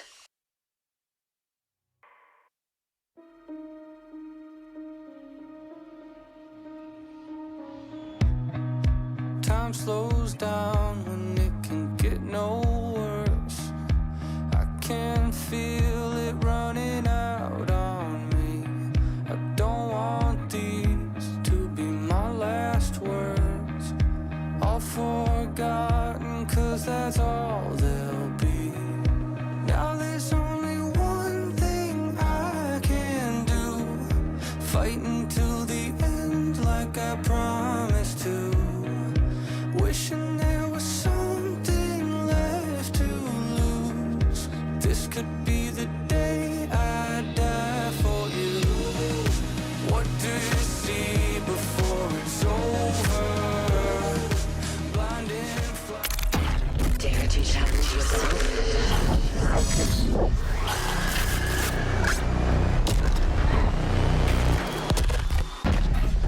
Who's next? Welcome back, everybody. Guild victorious against Team Liquid. Breaking some hearts, but you know what? It's a good day to be a Guild fan. Joining us on the interview is Coldamenta from Guild. Jose Luis, how are you doing today? Pretty good, you know, doing very good. Well, congratulations on the victory. I want to ask you something that has been kind of floating around. Team Liquid seemed to be a team that is difficult to prepare for. How did you go about that over the past week for today's game? I mean, I think they're. It's hard to prepare against them because they're very spontaneous. They are like very spontaneous players that can come up with like some individual plays. But I think as long as you are focused on your own game, I think that's the best way to prepare them. If you have a solid game plan. Well, when we looked at the map bans, I mean, we saw you going for Split, Icebox, and Fracture. There were questions being asked. Is this really the map ban phase that we were expecting? Did Liquid have an advantage through it? What was your game plan going into that? Yeah, I mean, I guess a lot of people didn't expect it, but we just play all the maps, so we don't really. It depends, depends who we play against. We just decide, and that's it. Well, now you're undefeated in your group. You're 3-0 up. Do you consider today being, an upset against Team Liquid, or is this going to keep on going? Yeah, it's going to keep on going. Hopefully for a lot of time. All right. Anything you want to say to the Guild fans out there? Thank you very much for watching and supporting, and see you next Sunday. Let's go, Guild! Thank you very much, and congratulations, Clement Guild, on your victory. And there it is. Jose Luis happy with the team in the back. Yeah, I mean, it's good to see them happy. I love the fact that he said it's hard to adapt and actually prepare to Liquid because, it's very unpredictable what they're going to do in the server. To me, Liquid has always been around chaos and the way that they work around it. They always seem to be on their favor. But to me, Guild prepare for that, and we saw it definitely in Fracture. It's kind of weird to watch Guild being like a hot and cold, right? On the first map, they were insanely prepared. They were looking like a unit. Then on the second map, they look cold and they were just getting dismantled, right? And then the third one, again, repetition from the first one. And it seemed like in this, on that map, on the third one, Fracture, I feel like Coldamenta's calls were really on point. It's hard to know that without hearing them, of course, but it's like every single bit of those rotations, executes were really well planned out and just left out Liquid in positions where they're always at a disadvantage. Yeah, it looked a little bit like we were watching G2 in the sense that Guild would just keep striking A after I think they went B a couple of rounds only, but everything was working. And to me, it's the crazy rounds like this one that we're seeing here from Coldamenta. There is no time, even though Scream gets the kill. So many of the rounds got to clutches. I think that 2 players had 4K and the rest had at least 1 or 2 3Ks. It was a lot of individual performance, but the problem is that once you do it one round, you feel so comfortable that you can repeat it on the next one. I mean, there were 2 rounds in a row in the 2v4s for Safe and Leo, right? Yeah. I'll be honest, those rounds should have never been won, right? There were good calls on how to execute, but then suddenly you just lose some duels and you're like, well, happens, right? That's just how it is. Sometimes you will just don't even have a good plan on the execute. You're just gonna lose duels. But suddenly when you have players like Safe and Leo and your opponent will just overheat and overpeak everything and give you the opportunity to punish them, that's where those players will thrive. And it seems like Guild just had a read on punishing mistakes that Liquid was doing. Liquid had quite a few mistakes in this matchup. Of course, we saw it on map 1, and it cost them again in Fracture. Yeah, I think that there was something about the way that Guild was being extra overly aggressive that Liquid did not feel comfortable in what they had prepared. Being like, we are supposed to excel at this. This is supposed to be our identity. What is going on? And on the other side, you have Guild being like, okay, guys, we just did it another round. Let's just go again. It's impossible to play against that.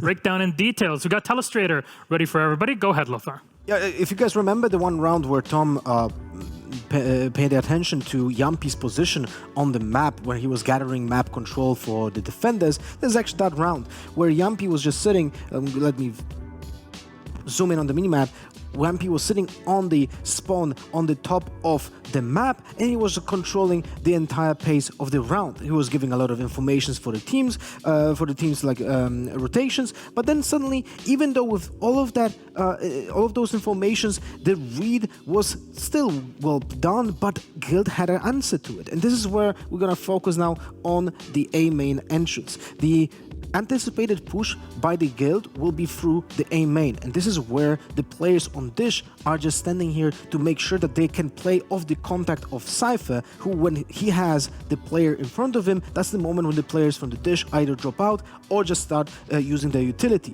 And this is where Coldamenta's calls were just so pristine. Instead of going through that A main, they went through sand. They opened the doors, went through that area, which was completely unguarded because of that map control that Team Liquid gathered in the first place. And because of that, Link is trying to play off that contact of the Cypher, but he drops down because of the smoke, and Guild is just cascading, isolating the kills one by one. This is a great example of how to essentially use your disadvantage to your own advantage and counterplay your opponent's set play. So it's really well played by Guild. Like that's about it. It's a simple round in theory, but when you try to nail down how it went out from the beginning of the round, it's gonna hard to understand how can you read that without knowing where the opponents are on the minimap. Well, a player of the match. I think it's a bit easier to tell for this one. Leo has been incredibly active through this whole game, and well, you talked about the duo at the end. He was showing up the entire game. I love the breach, I love the change, the adaptation, and he was setting the way that he was setting the ground with Coldamenta as well. It's not only